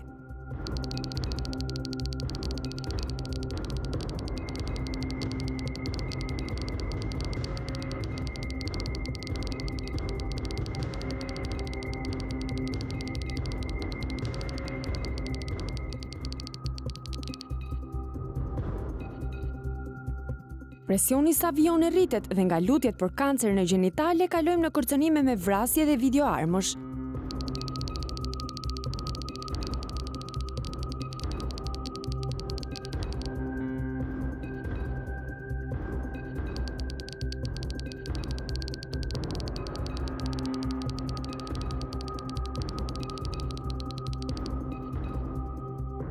Çfarë duhet të bëjmë më shumë një individ që autoritetet të zgjohen dhe të ndërhyjnë sa nuk është vonë? Apo mos duhet që edhe një herë punën e tyre ta bëj media? Për t'i nxitur udhëtuam drejt Peshkopis, ku bëm kallëzim në komisariatin e policisë. Në të njëjtën ditë agentët e atjeshëm e telefonua 26 vjeçaren e cila nuk vënoi të paraqitej. Vajza qëndroi për pak brenda ambienteve nga ku doli fare e qetë dhe madje e buzeqeshur. Duket se edhe këtë herë policia nuk e ka marrë seriozisht këtë situatë të një individi jashtë çdo kontrolli, por ne nuk mund ta lëmë kaq. Prandaj do të kërkojmë që ta bindim të heqë dorë nga këto forma të dhunshme komunikimi që shkojnë deri në kërcënime me jetë. Si kalove? Mirë, unë jam ajo gazetarja që Jo, mos e bëj të lutem. Jo, ato që ka mos e prek, të lutem, nuk ka. Mos e pëndu, të këmë kjo punë gjëzën ka ra bëm. Ka? A di ku i thënë bëm? Nuk do për pakën Do të shklish mu, si e shkliti mu, pasën tjerë me degeneru nuk ka me të lanë. Në mënyra si duon do ta kesh surprizë. Do ta kesh surprizë, ashtu si kur ke voti mu surprizë. Duket qartë se dalja nga zyrat e policisë nuk e ka stepur as pak Denisën, e cila shfaqet përballë nesh edhe më agresive se më përpara. Duke kërcënuar dhe fyer kodo që sipas mendjes së saj është shkak i publikimit të historisë absurde me arditjen. Djalin tim pse nxjerr? Ta do kokra qefi ty. Ti ke dhe mund ke pa gjithë botën. Djalin tim se prek. Ti pse erdhe te unë? Kodoleshjet. Ti pse Ti pse erdhe te unë? Kodoleshjet. Kur do zesh mend, a di që për këtë lloj gjëje që ti bën përfundon në burg, moj Denisa? Përfundon në burg, Denisa, po. S'ka faj, se ka thonë ti përfundon kryet listës. Normal që i treti merr burgun. Kryet listës. Duket që Denisa shumë e vëmendshme ndaj zhvillimeve politike, por pa lënë pas dore luftën me arditin, me familjen e tij dhe çfarë luftese. Po do të vrasë, e ke pak. Vrasin e ke pak. Kam lënë zotin tim tash. Mos detyrohet të tak merrem më keq se ti. Do të kesh surprizë ashtu si bën ti. Një gabim gjë. Po lërë të flas me babin tan. Nuk do flasish fare. Skënder, kisha fol para. Para të më degenerojë ti. Ata këtë zotin aty se e vëmër vetë. Vajza është 26 vjeçë, nuk është e vogël. Jo, më thuj pak më shpejt të bëj. Unë jam në profesion. Unë nuk e vura akuza. Nuk më thësh do të shkofshin ti me gjithë profesion. Kjo 26 vjeçare nuk do t'ja di as pak për situatat që ka krijuar në një familje krejt pa faj në këtë histori. Madje mundohet që gjatë gjithë kohës të ishet si viktima e vetme. Nuk e do të përsi e faqe. Nuk e ka përdjek. Ai ka thënë do më prekosh mua, do vim me ty dhe pastaj do të fshi fotot për çfarë e përndjek djalin e huaj, kur nuk tjetri nuk të do. E para iku kjo. Me persona të tjerë çfarë ke që rri edhe me gjatë gjithë kohës telefon, do të vras, ko do vrasësh këtu më ke. Hajde më vri tjerë, çfarë do bëj, kaq e lehtë është ta vrasësh tjetrin. Shumë e lehtë. Kujt ja prek fëmijën ti? Të vrasësh një person është shumë e lehtë. Të denigrosh fëmijët po ashtu, a ka nevojë për më shumë fakte prokuroria për të nisur një proces ndaj vajzës? Përveç degenerimit doni dhe më fut në burg. Krimi është të kërcënosh një person, ta përndjekësh do të vras, do të vras fëmijë, do të kalon fëmijën e degenerove publikisht. Çfarë kam thënë? Nuk e degeneru publikisht, moj. Fëmijën tim nuk e pun të prekësh mua dhe asnjë tjetër, nëse do të merresh me profesionin. Faleminderit që ma the, sa po e ke pikë të ta prek. Pasi për të disa të njerë ka këmbgulur duke deklaruar se do të vazhdoj me të njëjtat forma shantazhi, Denisa është larguar nga Jati, i cili më pas është rikthyer të bisedojë me ne. Nuk do tjetri të ketë të bëjë me vajzën tënde. Nuk do, për çfarë bën tjetër? E për më tepër duke nxjerr nipin e mbesën, tu e degeneru, duke nxjerr motrën, tezet, hallat, dajat, nënën, duke i prek babën që ka në varr. Kjo do të thotë shmenuri. Si përim çka bën jo të kalë të mbë. Pse i thosh sa do fëmia sta motelina. Ky baba është krejtësisht i dorëzuar nga veprimet e pakontrolluara të vajzës, e cila kësaj radhe duket se rrezikon seriozisht. Të kuptojmë, ne nuk po kërkojmë të çojmë një vajzë të re në dyert e gjykatës apo më keq në qeli. Por presioni psikologjik deri në terror që po i shkakton një familje apo mesazhet kërcënuese në adresë të fëmijëve janë jo vetëm të papranueshme, por edhe të dënueshme. Gjithmonë nëse më në fund dikush do ta marrë seriozisht.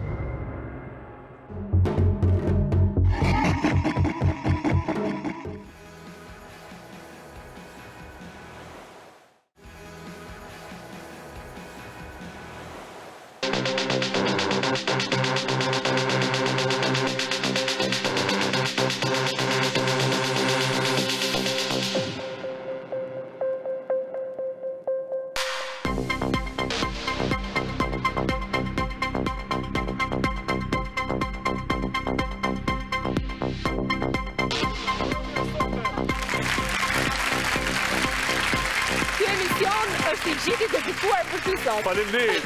Që s'bëmi koncerte. Jemi që jemi. Dojna, me që jemi sot në ditën e mësuese dhe nesër në ditën e nënave, unë them që të kontrollojmë çik detyrat e shtëpisë. Po, se të dy të kërkojnë detyra. Po, hape çik të falë në dy. Tani të nxjerrim çika të mallin e shkollës edhe nxirrini. Nxirrini. Mesazhet. Mesazhet për mesazhet. Dhe do vëm nota. Mirë, Dojna? O, zot. Gjës 1992. Kafshat që s'ka përdijet është o vlla për dhunimi. Kafshat që të mbet në fyt është edhe analfabetizmi. O si nuk kam një grusht fort, ti bie mund zemër, malit që nuk bëzan. Ta di dhe ai që do me thanë, me ken një analfabet nan. Bravo, bravo. Në bërë shumë qefi ku ka mesazhe tjera. Po, dhe me thënë të drejtën, sa do e trisht t'i ngëllon ajo që sa po e lexuam, meriton 10 nga ana artistike dhe vërtet është fantastike që ka njerëz akoma që shkruajnë talentin nëpër mesazhe. Është shumë e trisht fakti që jetojmë 2025 dhe bën po kuptim poema e mjerimit e Migjenit. Kjo është një nga fatkeqësitë e këtij vendi. Nëse do ta shkatrosh një vend, bëj të gjithë analfabet. Kalojmë ke mesazhi tjetër. Bonrisa 32-38 thot, shpresoj që të vazhdoni punën tuaj me sukses. Jeni shpresa njerëzve të pafuqishëm kundër maskarenjve të shumë që fatkeqësisht janë shumë. Uroj me gjithë shpirt që në rrugëtimet e pistat të kësaj bote të mos ndryshoni, njerëzit kanë nevojë për ju, urime. Faleminderit, faleminderit. Po ku ishim me këto mesa po? Regjia, faleminderit, faleminderit. Nishi kokër e para herë që ke përdorur ën. Kjo është gërmë jona. Eksakt. Atë da thosha, ka një lidhje mes njerëzve të mirë dhe atyre që shkruajnë ato 2 pikat si për S. Edhe çën me atë pesën në fund. Kalojmë mesazh tjetër, zysh Dojna. Kalojmë tek ndriçim Çekini 5599. Aroni nuk ka. Po mirë ma, ne lexuam gjithë ato komente me notën 10, Aroni nuk ka faj. Aroni nuk ka faj. Aroni nuk ka... Aroni nuk ka faj. Mos e kam biemër, nuk ka faj. Aron nuk ka faj. Aroni është ai tiktoker, in fakt, javës kaluar. Ai tipi që do të përfitonte para në kurrizë të fatkeqësisë së një vajze të vogël. Kështu që ti thuaj çat dush, po faktet flasin më mirë se çdo lloj komenti që mund të bësh. Dakor? Dhe në raste të tilla besoj që çunat e burgut nuk mendojnë që Aroni nuk ka faj. Po, besoj do i çojnë një dhuratë. Janë mirë se na erdhe. Po janë njerëz mirëpritës. Po, janë mirë se na erdhe. Unë kam të? Po. Më fal, zysh Dojna. Pare duka, GL5 fu. E çe lidhje? E çe zgjidhje i dhe ti muhabetit? Kjo është tipike si ata burrat e lagjës. Ata që rikëta, e qa bone ti? Po, ose këta që shohin futbol, pse jep karton, më jep karton? Ose këta që lujnë domino gjithë ditës, bëjnë asnjë gjë, edhe më të punove ti, e qa bone ti? Unë kam një mesazh për të gjithë këtë lloj kategorie, që në rrjetet sociale, të tregojnë ty se çfarë duhet bësh, çfarë duhet thuash, çfarë duhet veshësh, cilin qëndrim duhet mbash. Unë të gjithë këtyre lloj njerëzve, thjesht ju bëj blok, sepse qofse mendoni se e bëni më mirë, ejani dhe bëjeni. Por pyetja ime është pse, domethënë, që ta kuptoni, pse e prisni zgjidhjen nga ne? Ne e bëjmë të dukshme një problematik dhe është shteti taksa që paguan. Po paguani taksa pra, s'na jepni ne taksat. Po. Kërkoj llogari atyre që marrin lekët e juaja tona të s'bëjnë gjë. A votoni? A e shisni votën? Dhe të gjithë këtyre që thonë për shumë Ronaldo ose Messi, po pse se bone gol, ma? Sa do doja të kishte një 1 milion këpuc Ronaldo dhe Messi, të gjithë këtyre mund kokë. Hajte boje ti pra gol, me që ti ke me bo më mirë. Shkem të një tjetër koment, presor, Rizvani 2167, garë kolektive të çmendurish me pjesëmarrje kombëtare që bëhen në dishes me karroca, me rrota dhe pa frena. Gjithë poetët të javë i kemi mbledh. Po, të ka humbur një B rrugës, shitje në përgjepa se mos, se kombëtare, madje një B dhe një, kombëtare. E më mirë, prap, vlerësohet përpjekja. Gjithsesi, Dojna, për abin tënde dhe timen, Ne pas kemi akoma një universitet sportesh. Tallesh ti më? Jam habitur, më ka ndryshuar jeta. Ndihem shumë mirë. Po pse se dieti këtë? Jo. Ua, sigurisht që e dija. Dhe jo vetëm që e kemi. Por prej ande, dikush do dalin. Po. Si po. Si jemi mësuar që thonë ja. E kisha me pikpyetje, po se ku më ra pikpyetja? Ishte, po? Po. Mourinho i arqëm do dali. Ja, mbaj mund, ja, këtu do jemi. Mourinho i arqëm. Gjithsesi, a i duket ande nga Universiteti i Sporteve, se po ushtrojmë një disiplinë të re sportive atje, që quhet shtriqje për zgjatje. Edhe kjo ekziston, duhet thuash kërcim për së larti.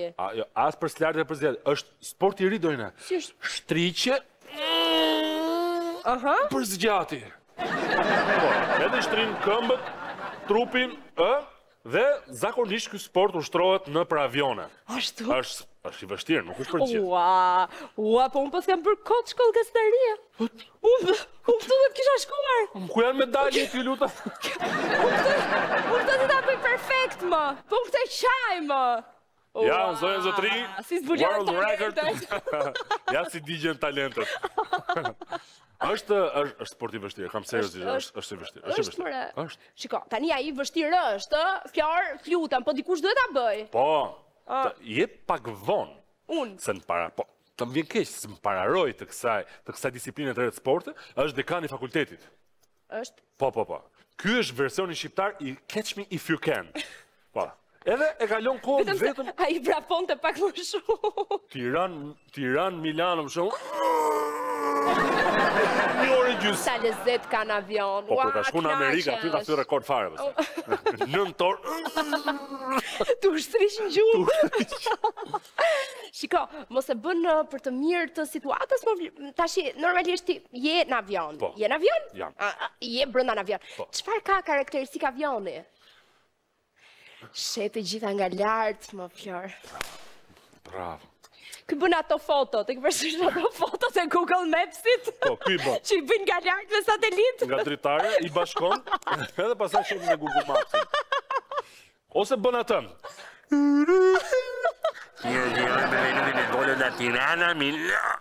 Nëse po shtriqe me qenë. Mirë, nuk është keq, nuk është keq. Unë them të regjistrojnë të këkursi. Shifini, është disiplinë e, mund të bëni dhe ju. Tak, medalje.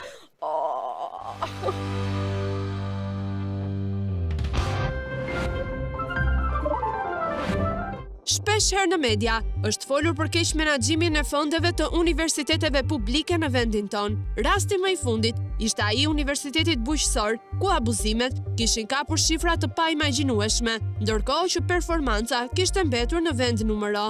Por sot do të flasim për një tjetër lloj abuzimi, që ka të bëjë me frekuentimin e ambientit të punës nga drejtuesit e një tjetër universiteti, ati të sporteve. Universiteti në fjalë është i organizuar në 3 fakultete, ai i shkencave të lëvizjes, i veprimtarisë fizike dhe rekreacionit, i shkencave të rehabilitimit, si dhe një institut i kërkimeve shkencore të sportit. Para pak kohësh, në redaksin ton bëriti një denoncim anonim në lidhje me këtë institucion, që kishte të bënte me njërin nga dekanët. Përshëndetje, doja të bëja një denoncim tek ju për dekanin e Fakultetit Shkencave të Rehabilitimit në Universitetin e Sporteve, për Robert Qinën. Dekani nuk paraqitet në punë dhe pjesën më të madhe të kohës është jashtë shtetit. Kjo mund vërtetohet nga sistemi Teams me hyrje daljet e tij. Dhe në kohën që zoti Qina ka qenë jashtë shtetit, duke u bazuar në listë prezencat, ai është paguar një lloj sikur të ketë qenë punë, ndërkohë që nuk ka qenë i pranishëm. Duket që denoncuesi është një person i brendshëm që njeh mirë çdo lëvizje të dekanit. Madje, bashkë me denoncimin, na vën në dispozicion edhe dokumentin nga sistemi Teams dhe listë prezencat nga fakulteti. Nga hyrjet ose daljet shfaqen 2 muaj nga viti 2022, viti 2023 i plot dhe 4 muaj nga viti i shkuar 2024. Nëse marrim si referencë vitin e plot 2023, rezulton se zoti Qina ka qenë jashtë shtetit për 86 ditë. Nga këto, 29 ditë kanë qenë fundjava, ndërsa prej 57 ditëve të tjera, asnjëra nuk përkon me festat zyrtare, pra kanë qenë ditë normale pune. Duke ju referuar listë prezencës së janarit 2023, zoti Qina ka qenë i pranishëm për 18 ditë pune dhe 4 ditë ka qenë me leje vjetore dimërore, që do të thotë se dekani është paguar për 22 ditë. Ndërkohë, sipas sistemit TIMSS, në janar 2023, Robert Qina ka qenë jashtë shtetit për 13 ditë. Prej tyre, 9 ditë kanë qenë ditëjave. Nëse do të supozonim se nga këto 9 ditë dekani ka marrë 4 ditët e lejes vjetore, do të thotë se 5 ditëjave që ka qenë jashtë shtetit janë të pajustifikuara, ndërkohë që zoti Qina është paguar edhe për to sipas listë prezencës. Duke vazhduar më tej, në shkurt të 2023-shit, Robert Qina ka pasur 15 ditë pune dhe 7 ditë leje vjetore të mbetura nga 2022-shi. Në shkurt, ai ka qenë jashtë shtetit për 15 ditë, nga të cilat 10 ditë kanë qenë ditëjave. Nëse përjashtojmë 7 ditëshin e lejeve vjetore, do të thotë se 3 ditë janë të pajustifikuara, ndërkohë që sipas listë prezencës, ai ka qenë i pranishëm në fakultet. Ndërkohë, në maj të 2023-shit, sipas listë prezencës, Robert Qina ka 22 ditë pune dhe nuk ka asnjë leje vjetore, mungesë apo raport, por nga sistemi TIMSS rezulton se dekani ka udhëtuar jashtë shtetit për 9 ditë gjatë këtij muaji dhe 6 prej tyre kanë qenë ditëjave, që rrjedhimisht duhet të jenë ditë pune.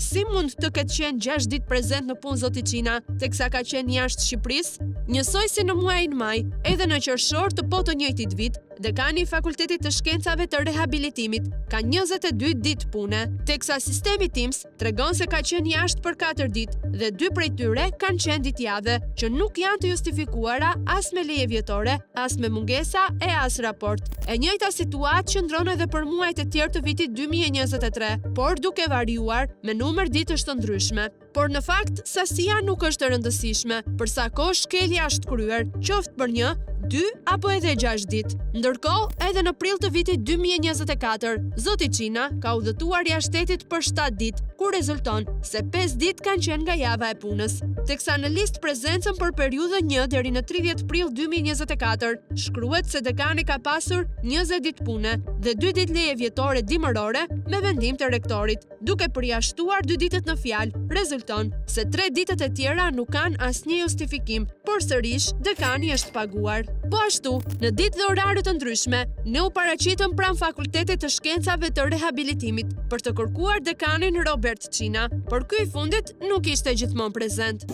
Falë sigurimia dekanit Robert Qina është këtu. Në fësja a është këtu? Ja.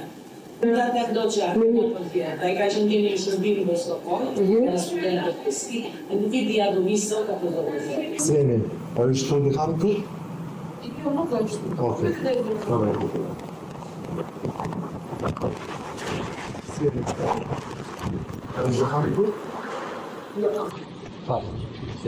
Robert Qina dekanit.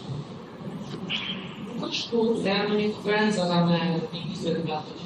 Sështu. Për momentin nuk është e, që janë dhe gjithë të drejtuesit kanë shkuar në një konferencë. Në fakt, këtu bëhet fjalë për mbledhjen e organizuar gati 2 javë më parë nga kryeministri Edi Rama dhe ministri i arsimit Ogerta Manastirliu, ku prezantua dokumenti për politikat e arsimit të lartë 2030. Në lidhje me këtë konferencë, janë vendosur në dieni të gjithë dekanët e universitetit, të cilët duhet të ishin të pranishëm, por nga firmat e hedhura në listë, rezulton se edhe këtu zoti Qina ka munguar. Përveç se me punën në universitet, Robert Qina është i angazhuar edhe me një aktivitet privat, që ka si objekt import-eksport, shpërndarjen me shumicë dhe pakicë të artikujve farmaceutik. Në këtë biznes, Robert Qina është administrator dhe ortak me 35%. Ndoshta këto lëvizje kaq të shpeshta të tij shtetit mund të kenë të bëjnë me aktivitetin në fjalë, por më mirë mund të na tregoj vetë ai. Unë jam Lorena, jam gazetare nga emisioni Piranjat. Donim të dinim si është e mundur fakti që në pjesën më të madhe të kohës ju jeni jashtë shtetit, ndërkohë që supozohet që t'jeni në vendin tuaj të punës. Kush ta ka thënë fat? Tani unë kam një dokument nga sistemi TIMSS, ku më redukton që të paktën nga viti 2022, një pjesë të vitit 2022, gjatë gjithë vitit 2023 dhe në një pjesë të vitit 2024 ju jeni çdo muaj jashtë shtetit. Dhe na rezulton që duke përjashtuar fundjavat, sepse normalisht janë ditë pushimi. Kam qenë një pjesë kam qenë me shërbim nga institucioni, dhe ditë tjera kam qenë nuk e di tash nuk si di. Unë kam në fakt dhe një pjesë listë prezencave, dhe rezulton që dhe në ato ditët që ju keni qenë jashtë, mund të jenë me 2 ditë, 4 ditë apo 6 ditë variojnë. Jeni paguar sikur keni qenë edhe gjatë atyre ditëve që ju keni. Duhet t'i shikoj që t'i shpjegoj. Mund t'i shikojmë bashkë në zyrat tuaja? Po, tash në këtë moment unë jam në një takim. Udhëtimet kaq të shpeshta jashtë shtetit si janë të justifikuara? Sa të shpeshta janë? Ju keni udhëtuar çdo muaj, po përjashtojmë fundjavët, po them gjatë ditëve të javës. E kush e keqja? Duhet të rakordoj edhe me lejet që kam marrë, sepse leje zakonisht mos i vjet, kam një muaj leje zakonishme pa marrë, se kam punuar gjithë beharin. Po vetëm kaq vetë të kuptoja tani, si është e mundur që jeni kaq shpesh jashtë shtetit, domethënë gjitha këto lëvizje tuaja kanë lidhje me fakultetin, apo mos ndoshta janë lëvizje të tjera që mund të kenë të bëjnë me punën tuaja private, qoftë me biznesin tuaj privat apo diçka tjetër. Nëse kam marrë leje çfarë keqe ka këtu? Nëse kam marrë leje nga leje zakonshme. Zoti Çina ka gjithë të drejtën të shfrytëzojë lejen e zakonshme për të pushuar apo për çështje të tjera të biznesit të tij privat, por nga ajo që ne përmendëm më lart, nuk flasim për ditët e lejes, por për ato mungesa që nuk janë të justifikuara në asnjë lloj mënyre. Të lutem, mi bën dispozicion, lërini protokoll, meqense po më pyet si dekan, lërini protokoll, do t'i shohë, do t'jap. Po mirë, gjatë këtyre ditëve të mungesave, juve kush ju zëvendëson fakultet? Non që lihet zëvendës dekanit, i lihet e drejta që të vazhdoj të zëvendësoj atë detyrë që ka zëvendësoj dekani. Fakti që ju jeni paguar edhe për ditët që nuk keni qenë prezent, a mbani përgjegjësi për dëmin ekonomik që mund të keni shkaktuar fakultetin? Nuk di të jem paguar për ditë që s'kam qenë, edhe që s'kam qenë me leje. Nuk di të kem ditë tilla. Pra po më flas në dokumente. Po më fal, ti po më flet, nuk po më tregon dokumenta. Më tregon dokumenta. Është një pjesë dokumentave që prezentave tuaja. Mirë, faleminderit. Mi jep edhe ato ti shoh, të konsultojmë do të. Konsultoj bashkë. Po, më vjen keq, tash s'jam në dispozicionin tënd. Mirë, pra unë thash, kur të parunim mbledhjen e dekanatit, po mund të vi. Po jo, më nuk kam kohë të rit merrem me ty. Nuk kam kohë. Pse nuk kemi kohë? Po pse duhet kem kohë? Kam një detyrim që të kem kohë. Ti s'mund të ndalosh në rrugë, më kërkosh në kohë ime. Do t'i jap përgjigje, thash që do t'i jap. Po ju thonë unë nuk kam kohë. Sigurisht nuk kam kohë tani, se na pret një prind fëmijë. Por dekani nuk vonoi dhe u kthye sërish për të folur me ne, edhe pse me të njëjtat përgjigje që nuk tregojnë asgjë. Zoti Çina tani, më fal, sepse bëhet fjalë për ju, jo nuk keni. Po të gjej kohë, më vlen një numër telefon, një numër telefon, jo nuk kam kohë. Sepse këto do ta gjej kohën, po më ti konsultoj, ti shoh. Shoh lejet, po të shoh lejet që kam marrë, të shoh kur kam dhënë deleguar, kur kam ikur, çka kam ikur, mbaj mend unë 22-shin thua ti. Po se dini për çfarë keni këtu daljet jashtë shtetit kuriozisht. Po duhet i shoh. Mbledhje për shkak të universitetit. Po di unë çka konferencash kam qenë vjet. Po jo çdo muaj nuk mund të keni çdo muaj, besoj ju. Çdo muaj unë dash sa herë të dua se në qytetar Lilira. Me sa duket, zoti Çina bëri sikur nuk e kuptoi pyetjen tonë për t'ju shmangur përgjigjes, sepse ne nuk mund t'i kërkojmë askujt llogari për lëvizjen e lirë jashtë vendit. Por ama, kemi të drejtën të kërkojmë një shpjegim nga anëtarët dhe autoritetet më të larta akademike që paguhen nga fondet publike dhe tarifat shkollore të studentëve. Por për këtë pjesë të dëmit ekonomik dhe akademik që mund t'i shkaktohet universitetit nga të tilla mungesa, duhet të dëgjojmë më mirë rektorin Agronkasa. Për sa i përket listë prezencave të autoriteteve drejtuese apo gjithë punojësve janë shënuar në ligj dhe në statut. Listë prezencat përgatiten nga shefi i departamentit, firmosen nga ai, firmosen në fund nga dekani dhe kalojnë direkt në zyrën financës për pagesë. Pra, rektori nuk di asgjë çfarë bëjnë vartësit e tij, as kush hyn e kush del në ambientet e punës. Se çfarë bën shefi i departamentit në bashkëpunim me dekanin është puna e tyre. Kjo gjithmonë sipas asaj që thot zoti Kasa. Unë këtu kam një mandat me leje të zotit Çina, ti kam të firmosur gjithë.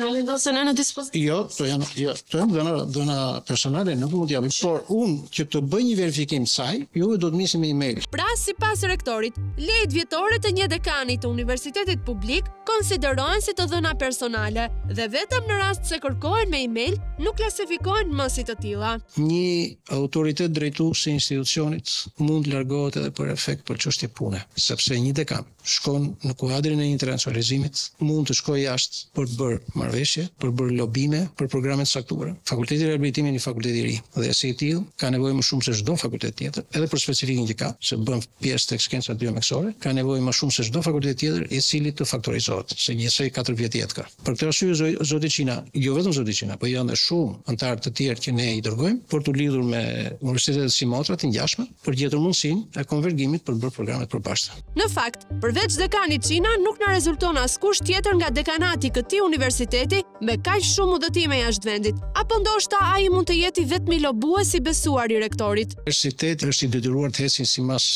akteve rregullative që ka. Në momentin që ne kemi një indicje zyrtare për të filluar një proces të hetimit, ne bëjmë hetimin dhe pastaj nxjerrim përfundimet. Deri sot unë nuk kam një indicje të tillë, është hera parë po atakohem me këtë çështje dhe prandaj po ju them, nëse ju besoni që me vërtet ka, jeni të bindur që ka, ma nisni me shkrim dhe unë do të filloj procesin. Rektori Kasa, çuditërisht për lëvizjet e zotit Çina, nuk ka asnjë djeni dhe pret të nis procesin me një indicje zyrtare, ndërkohë që nuk është treguar gjithmonë kaq tolerant me të tjerë pjesëtar të stafit. Për njërin prej pedagogëve që nuk ka qenë i pranishëm në një mbledhje për pak orë për arsye shëndetësore por të pajustifikuara me dokument, rektori ka marrë menjëherë masa, duke i hequr ditën e punës. A mund të dyshojmë se zoti Kasa vepron me dy standarde?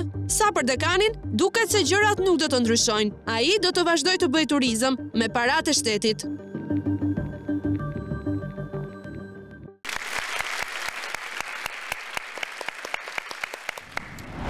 Materiali vijim na çon në Shkodër, ku do të njohim historinë e një zonje, jeta e së cilës shënjohet nga vështirësi fizike dhe pamundësi financiare.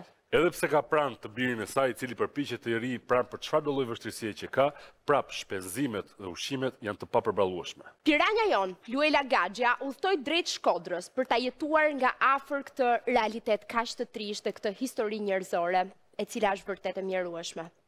E ndjekim.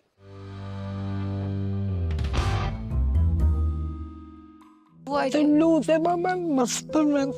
Ke godit shumë thellë tash. Unë e di si fenë sa vuaj. Nuk duta, shumë abe. E quajnë Trëndelin, por jeta nuk është treguar e tillë me të.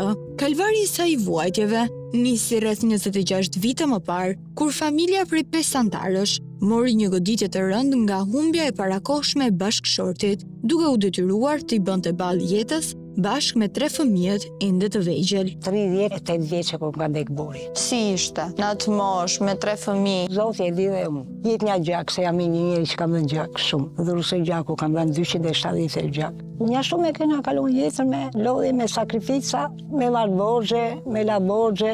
Kisha vjenëra me pas gjallë, shkonin të vjera fëmijët, unë poshtë se ishin shkutur, qatë benja s'kisha. Fatkeqësia e parakohshme rënoi ekonomikisht familjen e mbetur pa kryefamiljarin, ndaj si mira familje shqiptare, edhe Adelina, siç e njohin të gjithë, vendos të emigrojnë nga Shkodra në drejtim të Greqisë, me shpresën se gjëra do të rregulloheshin. Mendova, thash, shes shtëpi, tik thash, s'kam çfarë bëj. Shita shtëpinë motër, mora fëmijët edhe ika në Kosh. Prej Koshës në Greqi, se nga Kosha e kisha më kollaj. Edhe ato le këtej shtëpisë që mikën, ja shumë mikën, rrugë. Por gjërat në emigrim nuk shkuan bar, ashtu siç ajo kishte menduar. Ndaj pak vite më vonë, vendosi të kthehej në Shqipëri, ku jeta do t'i rezervonte një tjetër surprizë të pakëndshme. Unë të ndetesha në balkon, ta në bje, ndajt kema për gjysëm. Këthyt kem. Qo i deli se ishte fjetë, se ishte thuni të rritë, qo morani, qo ma që kema për gjysëm. Qa është ajo kemash? Po thuj më imam thash. As dhimi as gjë, bënë opedima ta, mua më futë, u në hekës që më kanë futë, më kem prej këtu dhe aty e kam poshtë. Dhe një muaj e gjysë spital në buket, dola për spitalit, erdha në shtëpi. Muajt kalonin, dhe shqetësimet e saj sa vinin e shtoheshin. Mundësia për të lëvizur vetë e për të marrë me gjërat e përditshme, qoftë dhe me higjienën personale, u bë një mision thuajse i pamundur. Dhe isha muqur, nuk qohen. Po si ja bën? Një shumë e sakrifica me vetë. Po për në banjë? Po sa e bëjmë në banjë, aroje banjë. Në banjë nuk shkoj do. Po për të bërë dush, për kërët nevojat e tuja? Po bëj 2 muaj unë pa ulaj. 2 muaj, fix. Duhen 2 veta me më qu, me karocë, se syna s'karocë në tualet, thash e vogël. Lena ma të lutë, mama, se po më qëllon të amam në shpit ati, më s'dua të tekst. Jo, unë e kam qëllim të të bëj të ndjesh, thjesht duam të dim vuajt. Të lutë, mama, më s'përmend. Ke godit shumë fejnë, thash, unë e di si fejnë në sa vuaj. Nuk duta, shumë abe. Aksidenti që i ndryshoi jetën e detyroi Adelinën të rikthehej sërish në Shkodër, ku e pritën Vjera, pa aty Vjera ishte vajzën. Po rinja ndenja aty, djali ndenja 6 muaj. Pastaj morëm qira. Djali gjeti punë këtu në Shkodër? Ka marrë jetë banakirë puna, po djali në banë. Kjo dhomë që po shëndrojmë, për dikë mund të jetë tepër minimale, por për Adelinën është gjithë jeta e saj. Në këtë divan, ajo kalon pjesën më të madhe të ditës, ndërsa me këtë karrocë, që zë gjysmën e hapësirës së dhomës, përpiqet sa për të mbajtur veten në lëvizje. Ti flen po këtu? Po këtu me ja këtu jo, në dhomë tjetër në asnjëherë. Nuk shkoj dot në dhomë tjetër. Djali ndes lavatiçin i vetë teshat, ai bën stera, mos. Po për të ngrënë, për të gatuar. Djali kur vjen, bëndojnë oris, pilaf, makaron, vjen kunata, nëse të gatshme, gatuan, bëndojnë dyrek në kështu. Nuk ke familjar të tjerë që të vinë takojnë të të shërbejnë? Ja. Më falë. Një përmbesa ke?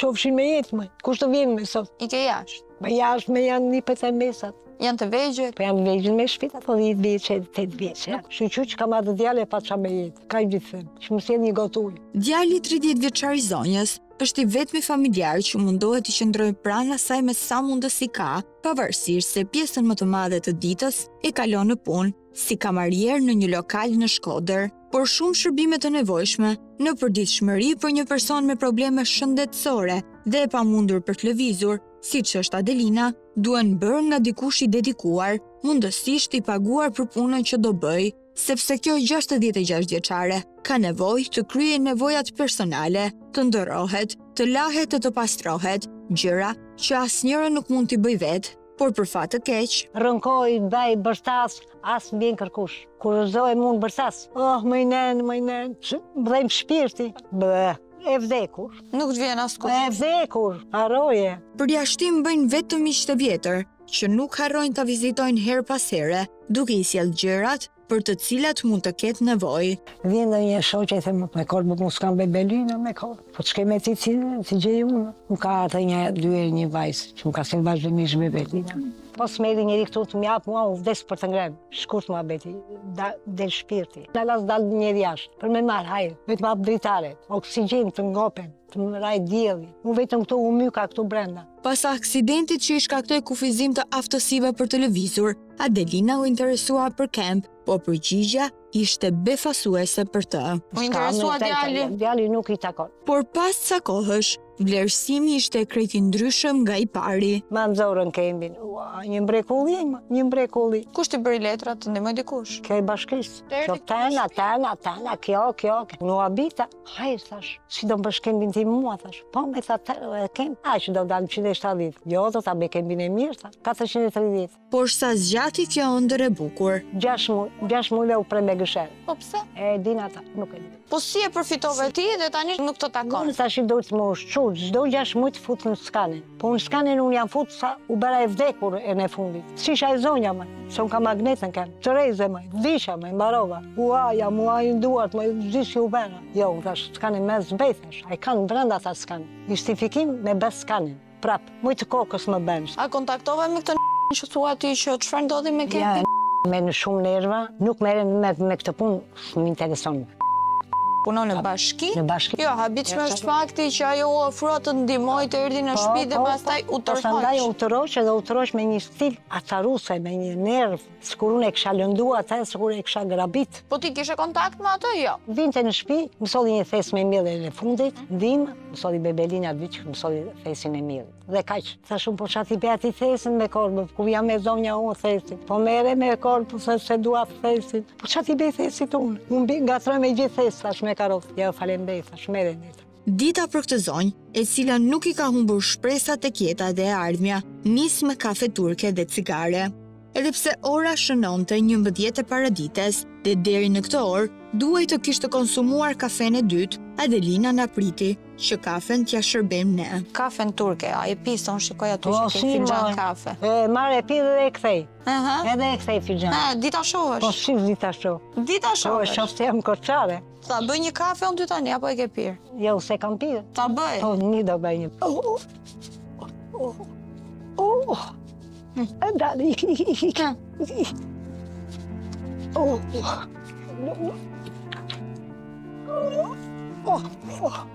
Ha, je mirë? Po, më në.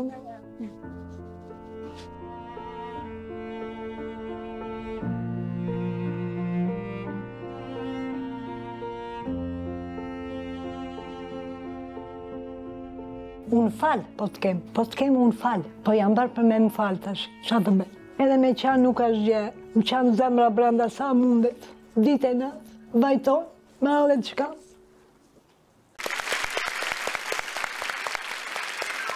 Drama njerëzore që ne po bëjmë të pamundurën t'i lehtësojmë, por një mision investigativ dhe as 5 misione nuk mjaftojnë.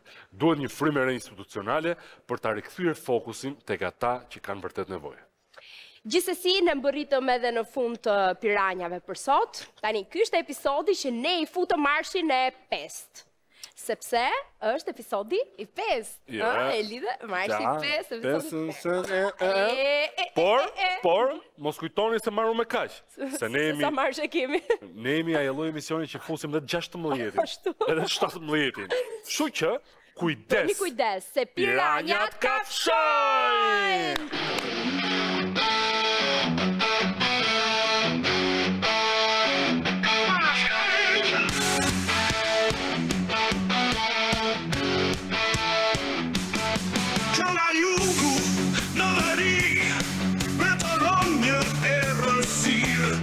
Në përfusha, në përkodra, për shëllenjë e